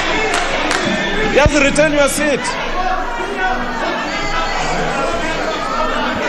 And I want to advise you, the honorable member for Turkana South, even if you jump 20 meters into the air, you will not scare me. The business of this House will be done. Honorable members, this is the direction. Because the virtual vote was not displayed in this House, it will not count for this particular round. So therefore, I'm directing the office of the clerk, because virtual voting is part of the process of this House. But because it was not displayed, just retain your seat, member for Met. Because it was not displayed, it will not count for this. And therefore, the vote as it stands now, this is the vote as it stands now. The ayes 123, the nays 118. The ayes have it.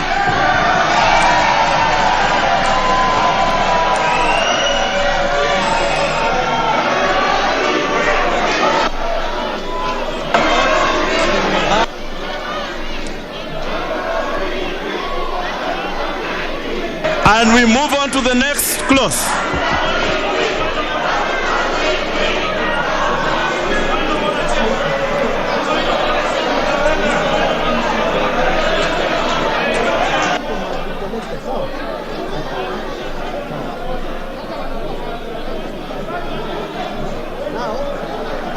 Connecting these things, don't talk to any member. In the next 15 minutes, connect the way you wanted to do yesterday. Connect. Now, connect the speaking. It's okay. The person was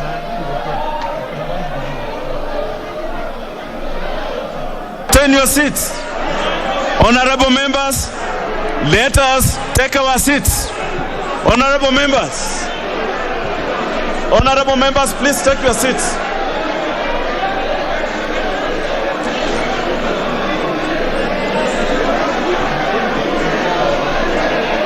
The members on the gangways, kindly take your seats so that we can make progress.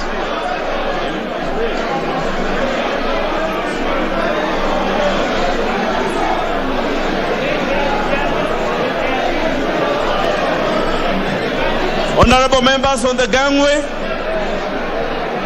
the Honorable Momanyi, member for Borabu, the member for Borabu and the member for Kilifi, the Honorable Jumwa, kindly take your seat. Sergeant at Arms, please assist the members on the gangway to take their seats. The Honorable member for Borabu, the Honorable Jumwa, take your seat so that we can make progress. So we are moving on to the next one. The one?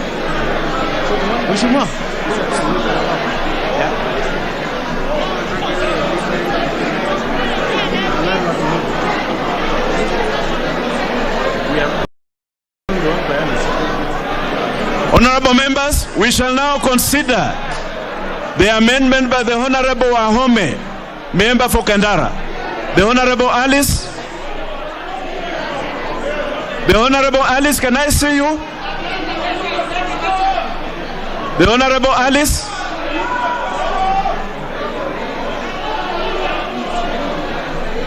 The Honorable Alice, you have the floor.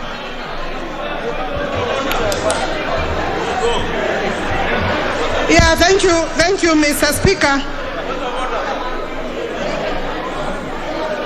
Mr. Speaker, noting the fact that the Honorable Mutunga's amendment has gone through and it was adding value to the clause, I wish to drop my amendment. Very good.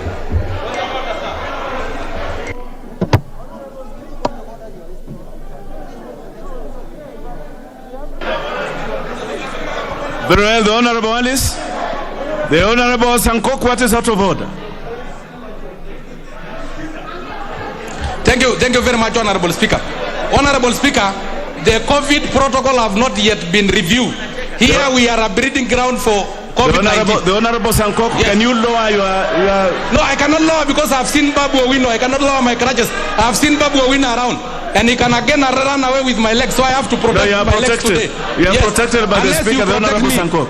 Mr. Speaker, if you can protect me. Just lower your...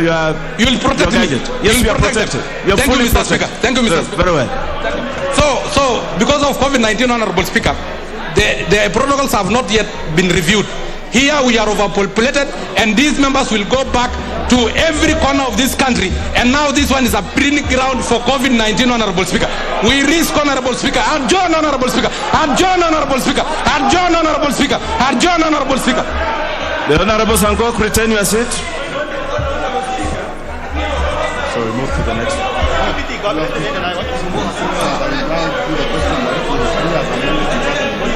Honorable members, now we take the vote on the clause 3. Now that the Honorable Alice has withdrawn her proposed amendment, I now put the global question that clause 3 as amended be part of the bill. Will as many as that opinion say aye? Aye! Will as many as that opinion say nay? The ayes have it. Good! Clause 4. Division. Good. Let us vote again.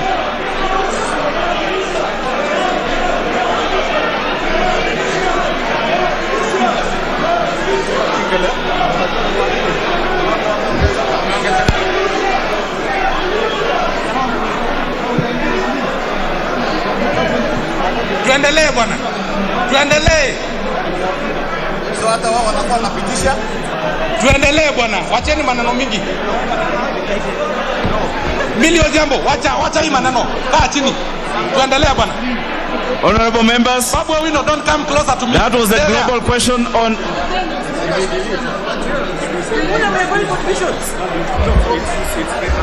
Speaker, you have not ruled on my point of order. You have not ruled on my point of order.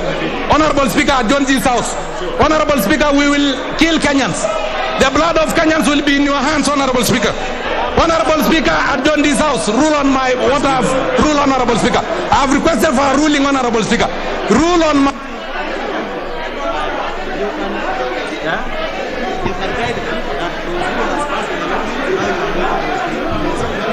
Honorable members, clause 3 has passed with the amendments proposed by the Honorable Mutunga. We are now moving on to clause 4. I propose the question that clause 4 be part of the bill.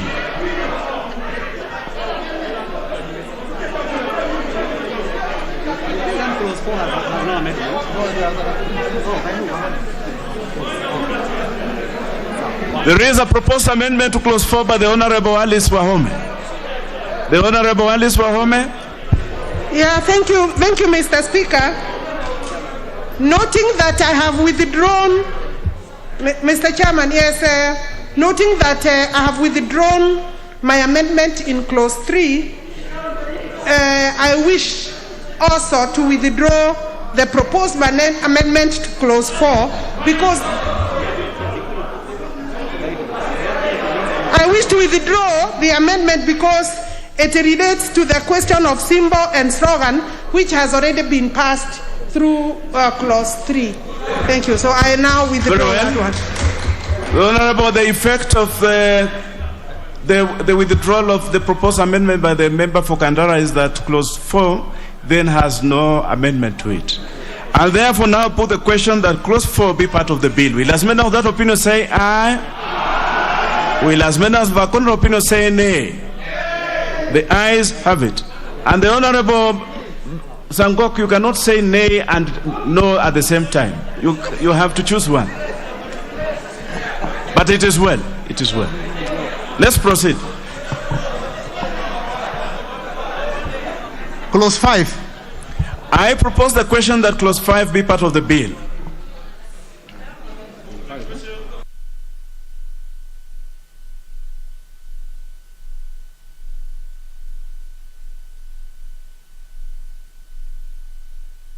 Now, honorable members, on clause 5, we have proposed, just hold on. I propose a question that clause 5 be part of the bill. Honorable members, clause 5, we have 4 proposed amendments to this. There is a proposed amendment by the Honorable Aden Duale, the Honorable Didmas Barasa, the Honorable John Mutunga. These are basically the same, speaking to the same. But the one by the Honorable Soro is proposing to delete. So if the one by the Honorable Duale goes through, the ones by the Honorable Didmas Barasa and the Honorable John Mutunga will fall. So we shall start with the one by the Honorable Aden Duale. The Honorable Duale. Chair, first I want to ask the clerk is here that let us use the the register that we use. We should not, not writing names. We should use the list of members alphabetically. We will not write names. That one, Chair. The Honorable Duale, just move your amendment. No, Chair, before I move my amendment, I have asked I have asked for the procedure. You didn't give me. I want you to rule on that. The clerk is here. That we all... Since the Honorable Duale, move your amendment. No. I'm saying... No. Chair, I'm saying... Chair, we want fairness. I'm only asking for something very small. Since the 10th Parliament, members will use the register available, not on a paper. We can't write names. You must rule on that. If you rule on that, I will move my amendment. My friend, very relax. Yeah, we cannot allow this house to use a full schedule.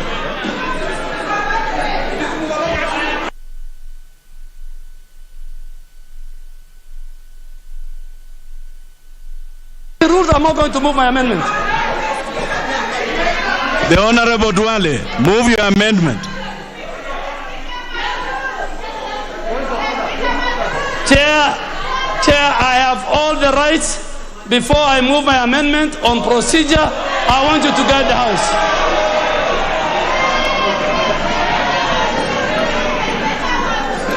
Chair, it is my right, and the clerk is here. It is a simple matter. Let us use the procedure we have used. It's a parliamentary procedure. Just rule on that. I move my amendment, Chair. The Honorable Duale, I presume that you do not desire to move your amendment. No, it's not the case. It's not the case. Chair, I have a lot of respect for you. Chair. I have a lot of respect for you. I'm only asking for that simple thing, and then I move my amendment.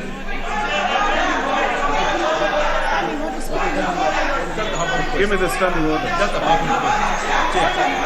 Sit down.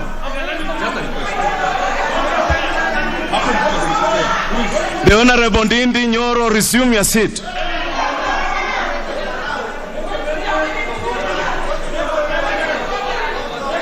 Let me move as you move at it. Give me, I move my amendment as you move.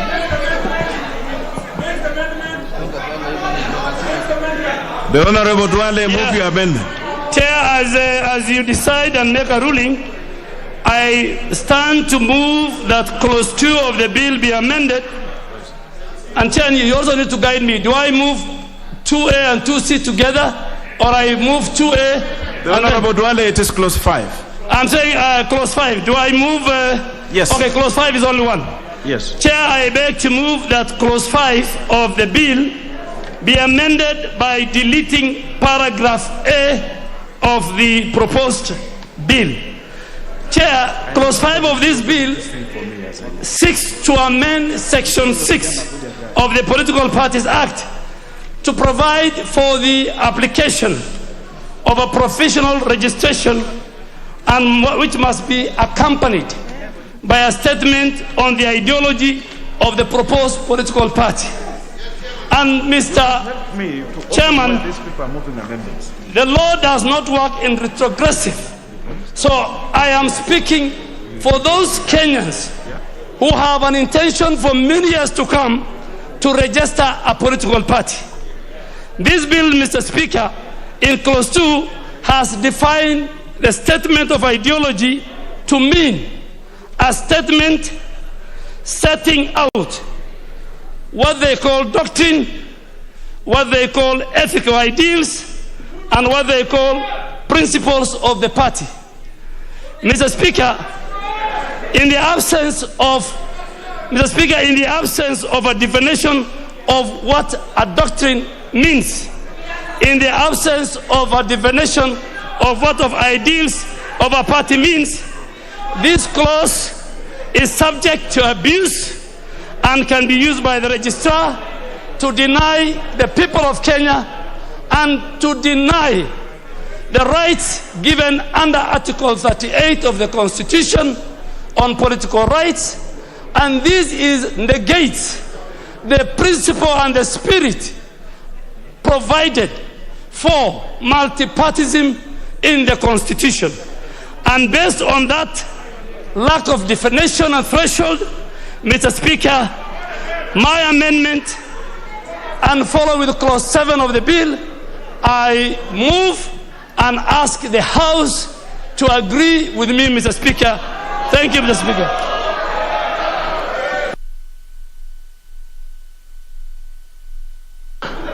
I propose the question that clause 5 be amended as proposed by the Honorable Duale. I will allow 2 members to contribute, 2 from each side. The first contribution will be by the Honorable Kingola Macau, member for Mavoko. He's not in the house. We shall now have, he's here. Proceed, the Honorable Macau.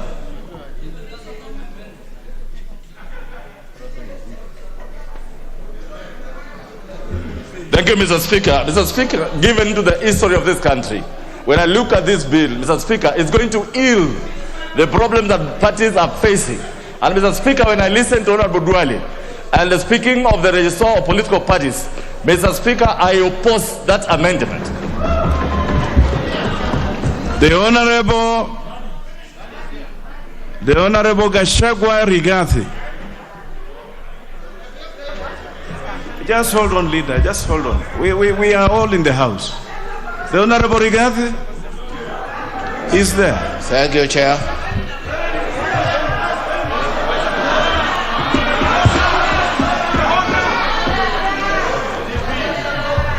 Chair, we are in support of the amendment. Thank you. Just hold on.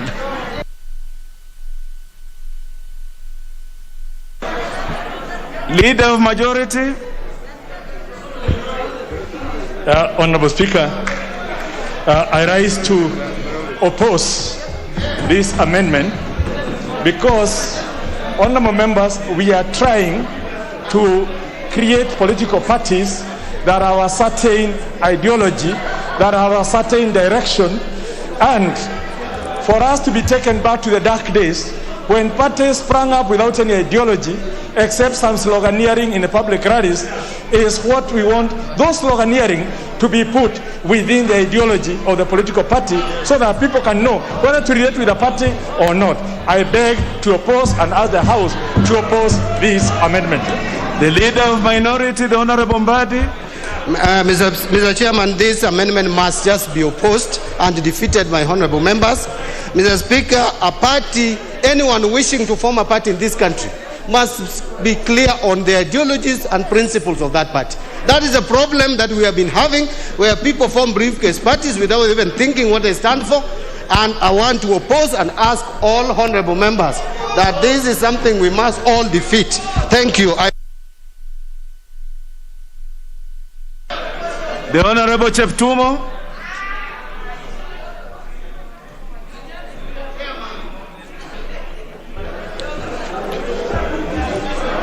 Thank you, Mr. Speaker. I arise, Mr. Speaker, to support this amendment. Mr. Speaker, what is raised by Honorable Duale, Mr. Speaker, is critical. Mr. Speaker, this is a house that are supposed to pass laws that are going to live beyond our time. Mr. Speaker, when you talk of an ideology, of a political party, Mr. Speaker, and this bill does not define what that ideology is, Mr. Speaker, and that is why, Mr. Speaker, it is important that we don't allow this amendment. Mr. Speaker, I support this amendment so that, Mr. Speaker, if it is drafted in a manner that can be able to define, then it could be a different issue, Mr. Speaker. I oppose. I support the amendment, Mr. Speaker. I support. Very well, the Honorable Cheptumo. Honorable members, the Honorable Duale rose on a point of order on the procedure on voting here. I just want to respond to him and allay that fear. The honorable members, you will recall that the substantive speaker here made a determination that voting on this particular business here during this special sitting would be by the manner that was adopted in the voting here. So I have got no authority to change that. So we will continue with the voting the way it was done last week when the determination was made and the way that you have voted. So, honorable members, we know each other here, and I think this is our business. We will proceed. Now, allow me then to now put the question that clause 5 be amended as proposed by the Honorable Duale. Will as many of that opinion say aye? Will as many as have a contrary opinion say nay?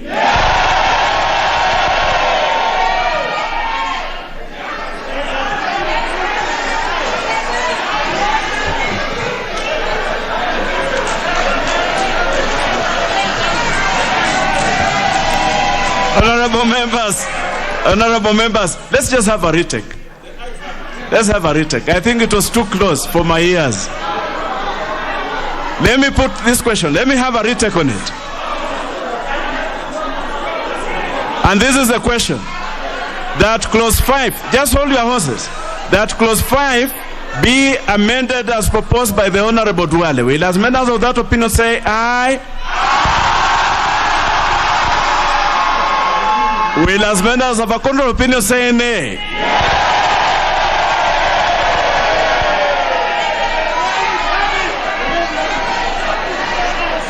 The nays have it.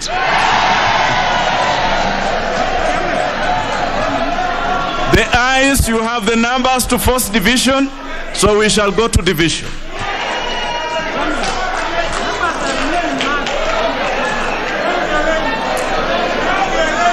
Now, honorable members, I direct that the division bell be rung for 3 minutes.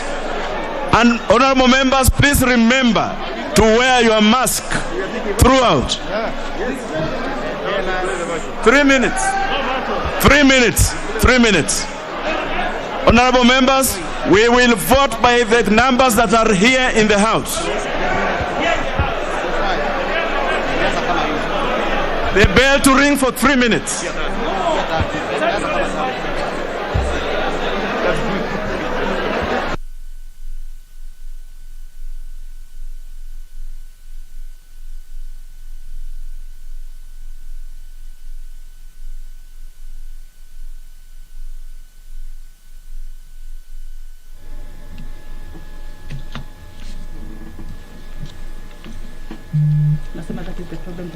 Honorable Speaker and the chair of this particular session, Honorable Chris Omulele, has ordered that the bell be rung for 3 minutes, and this also necessitates the closing of the doors of the chamber to allow members inside the chamber at the moment to vote on yet another division. This is on an amendment as proposed by Garissa Township Member of Parliament, that is Honorable Eden Duale, on the amendment of clause 5 of the bill.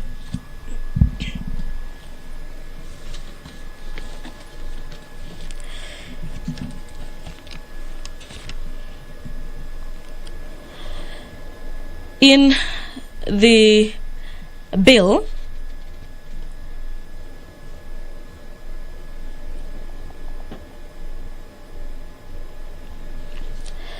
the bone of contention here is the proposal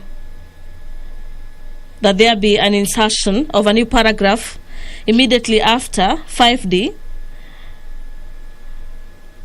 that the proposition may be accompanied by a statement of the ideology of a proposed political party, and subsection 5B in subsection 3 by inserting the words and the slogan immediately after the word symbol.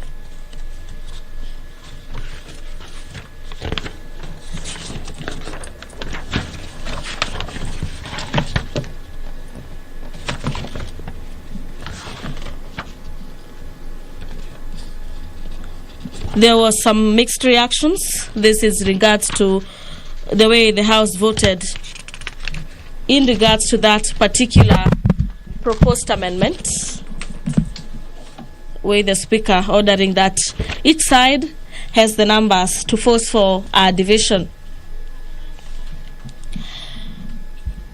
In the memorandum of the bill, clause number 5 proposes for the amendment of section 6 of the Act to provide for an application for the provision of registration shall be accompanied by a statement of ideology of the proposed political party.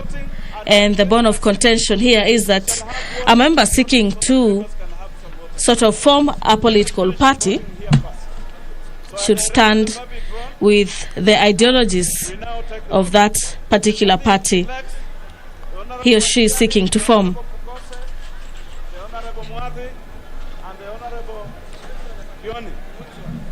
So let us proceed and vote, honorable members.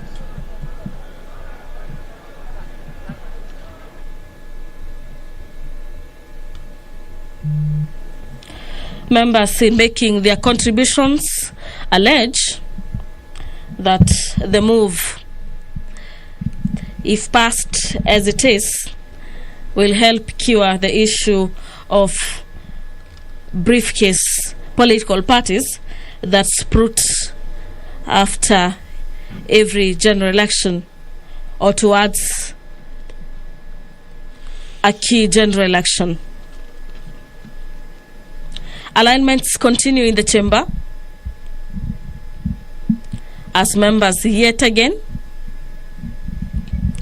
enlist themselves into either yes or the no side. There appeared to be somewhat some tie in the way the House had voted on that question put by the chair chairing this stage of the committee of the whole. And when the speaker ruled that the nays had it, the ayes, which are in support of the amendment, pushed for the division. Opponents say the bill does not define an ideology, and so it should not be a major part of the bill. They claim that the term ideology needs to be well defined in the bill. So those are some of the contentious issues in that particular clause, and an amendment by Garissa Township Member of Parliament, Ed Ndwale. And so yet again, for the second time, we are going to have a division on proposed amendment before the floor on some amendments on the political parties amendment bill. This is a bill number 56, a bill originating from the National Assembly.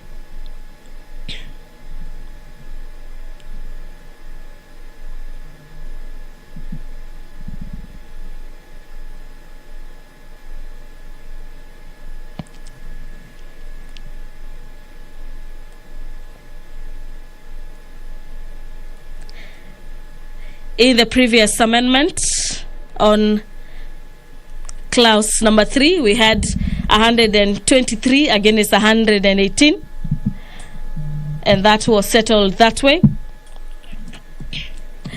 And so, of course, members will be keen to see how the numbers are going to turn into this very second amendment that has pushed the House to the division.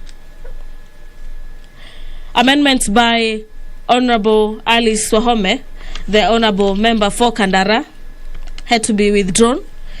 She purposely withdrew her amendment, bearing in mind that the amendments were just somewhat supporting amendments on Clause 3 as proposed by Tigania West Member of Parliament.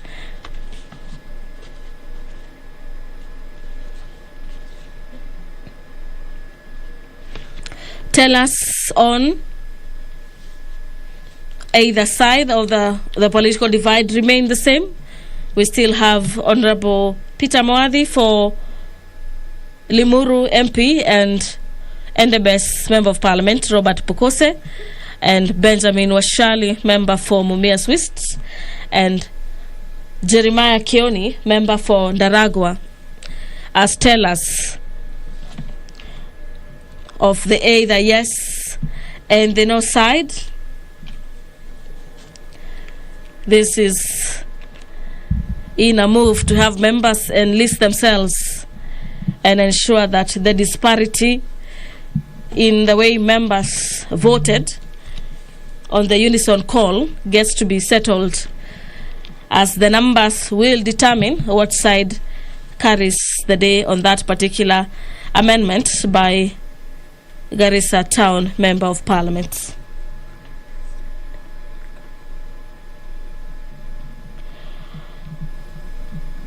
This clause 5 of the bill provides for amending of section 6 of the Act to provide that an application for the provisional registration shall be accompanied by a statement on the ideology of the proposed political party.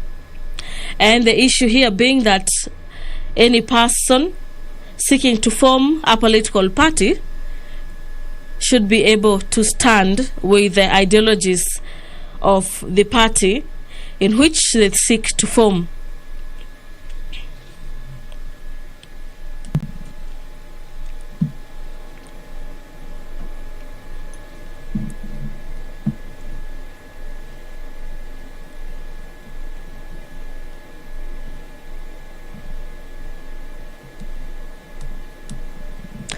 In objecting to that particular proposal, MPs led by John Badi, who happens to be the leader of minority in the National Assembly, as well as the leader of majority in the National Assembly, that is Honorable Amos Kemunya, objected to that proposal, saying that if passed, the move will not cure the issue of briefcase political parties that sprout years to a general election.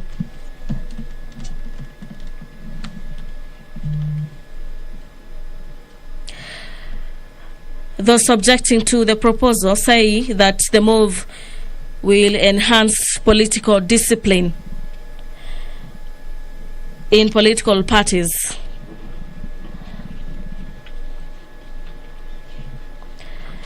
and reduce cases where members jump from one party to another in the event they are disgruntled and end up forming political parties.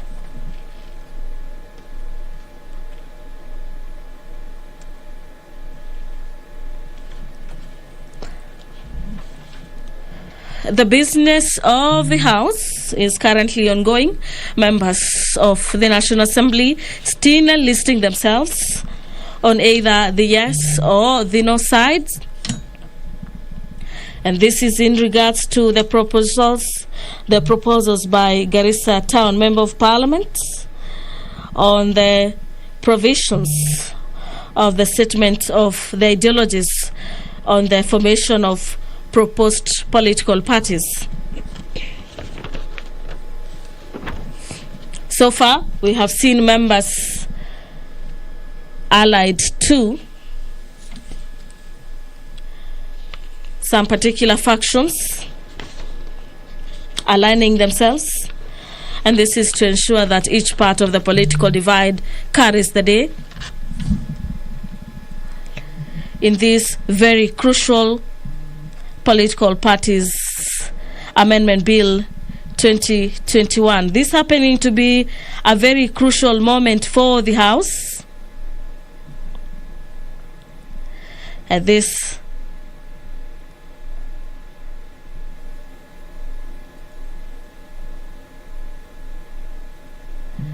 will be key on how the country proceeds to the 2022 general elections.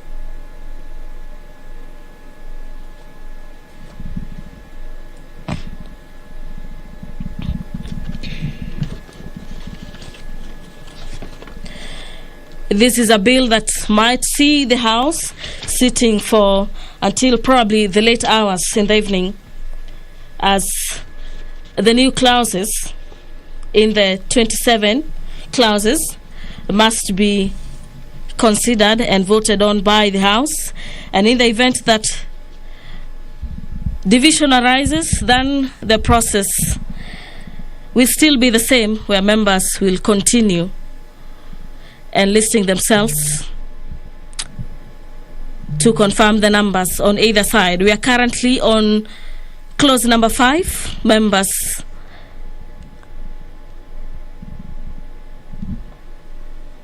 listing their names on either of the sides. Member for South Mugirango, Honorable Silvana Sosoro, intends to move amendments to the Political Parties Amendment Bill 2021. The bill is currently on the committee stage. The member for South Mugirango seeks to have that a proposed coalition party shall deposit a coalition agreement with the registrar for the registration as a coalition political party. Clause 6B, upon the receipt of the coalition agreement under subsection 6B, the registrar shall publish a notice in the gazettes in at least 2 newspapers with nationwide circulation, inviting objections from either of the persons concerning the registration, this is of the symbol, relating to the registration of a coalition party. And further, in subsection 6B, deleting and substituting, therefore, with the following subsection, that the registrar shall within 14 days, these are days of deposit of a coalition agreement for the formation of a coalition political party, issue the coalition political party with a certificate of full registration.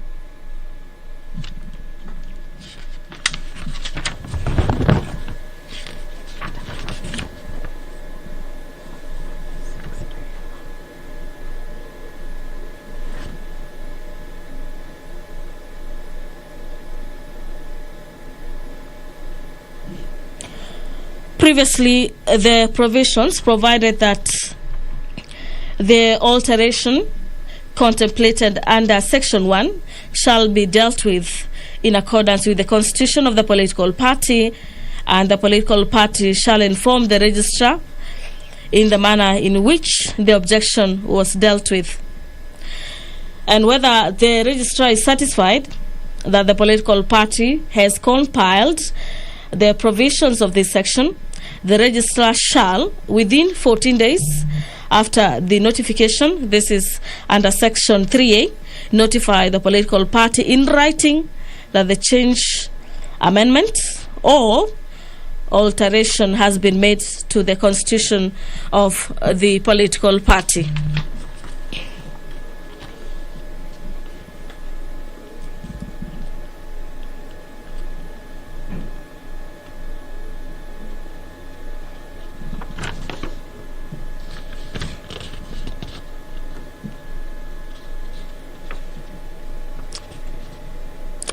A definite and defining mood for members.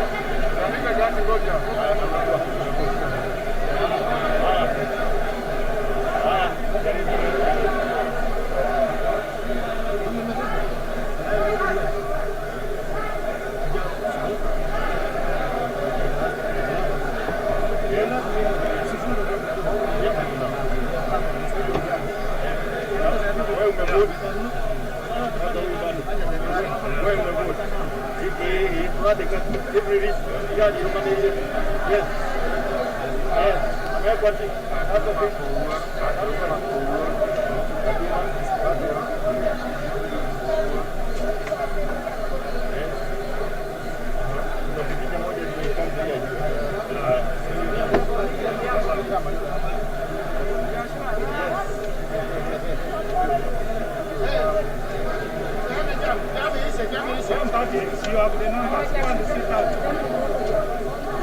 Go and sit down and give us to Tani. You have the numbers. Go sit down. Allow us to Tani.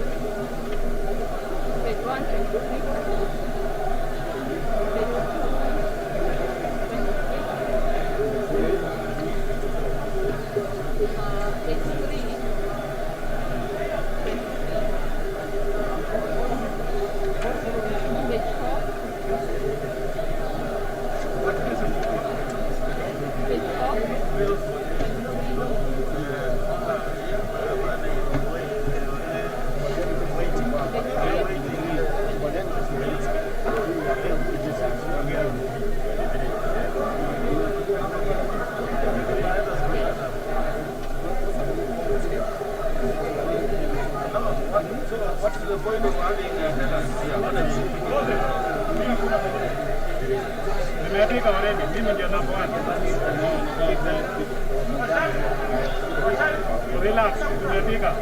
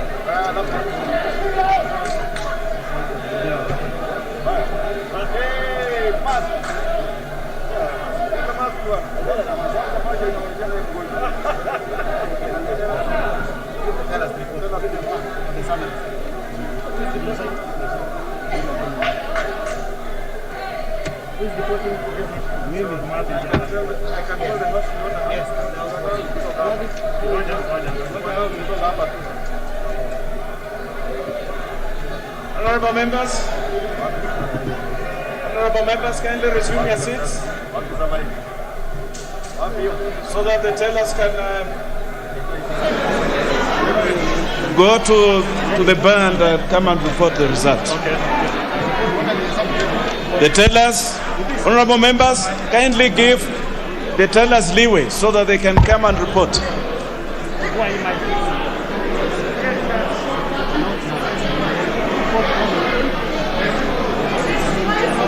Order members, order members.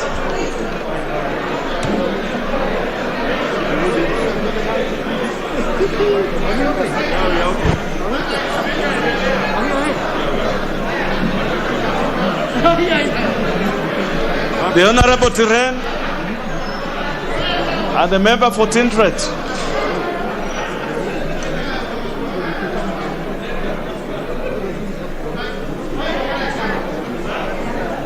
The tellers,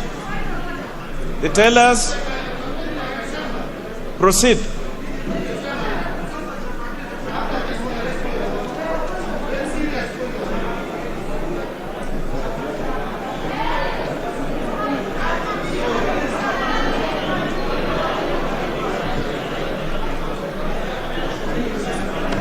The tellers, you can now report. Give him the mic.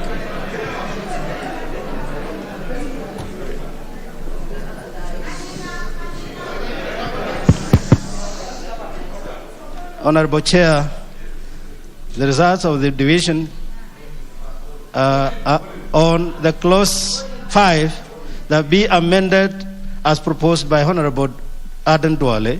The results are as follows. Ayes 136, noes 150.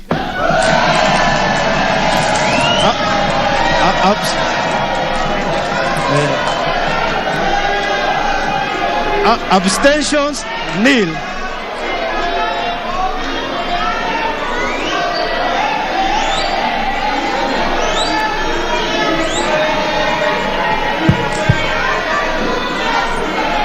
Honorable members, order.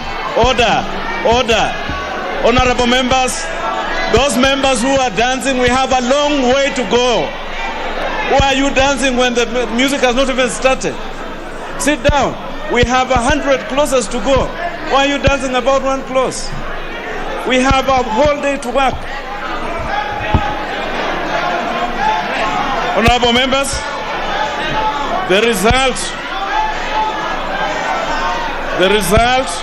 the division on clause 5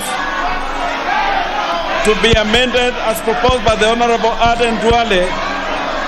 The ayes 136, the noes 150.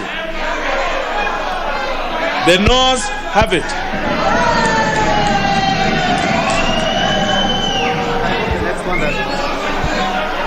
Let's make progress, honorable members.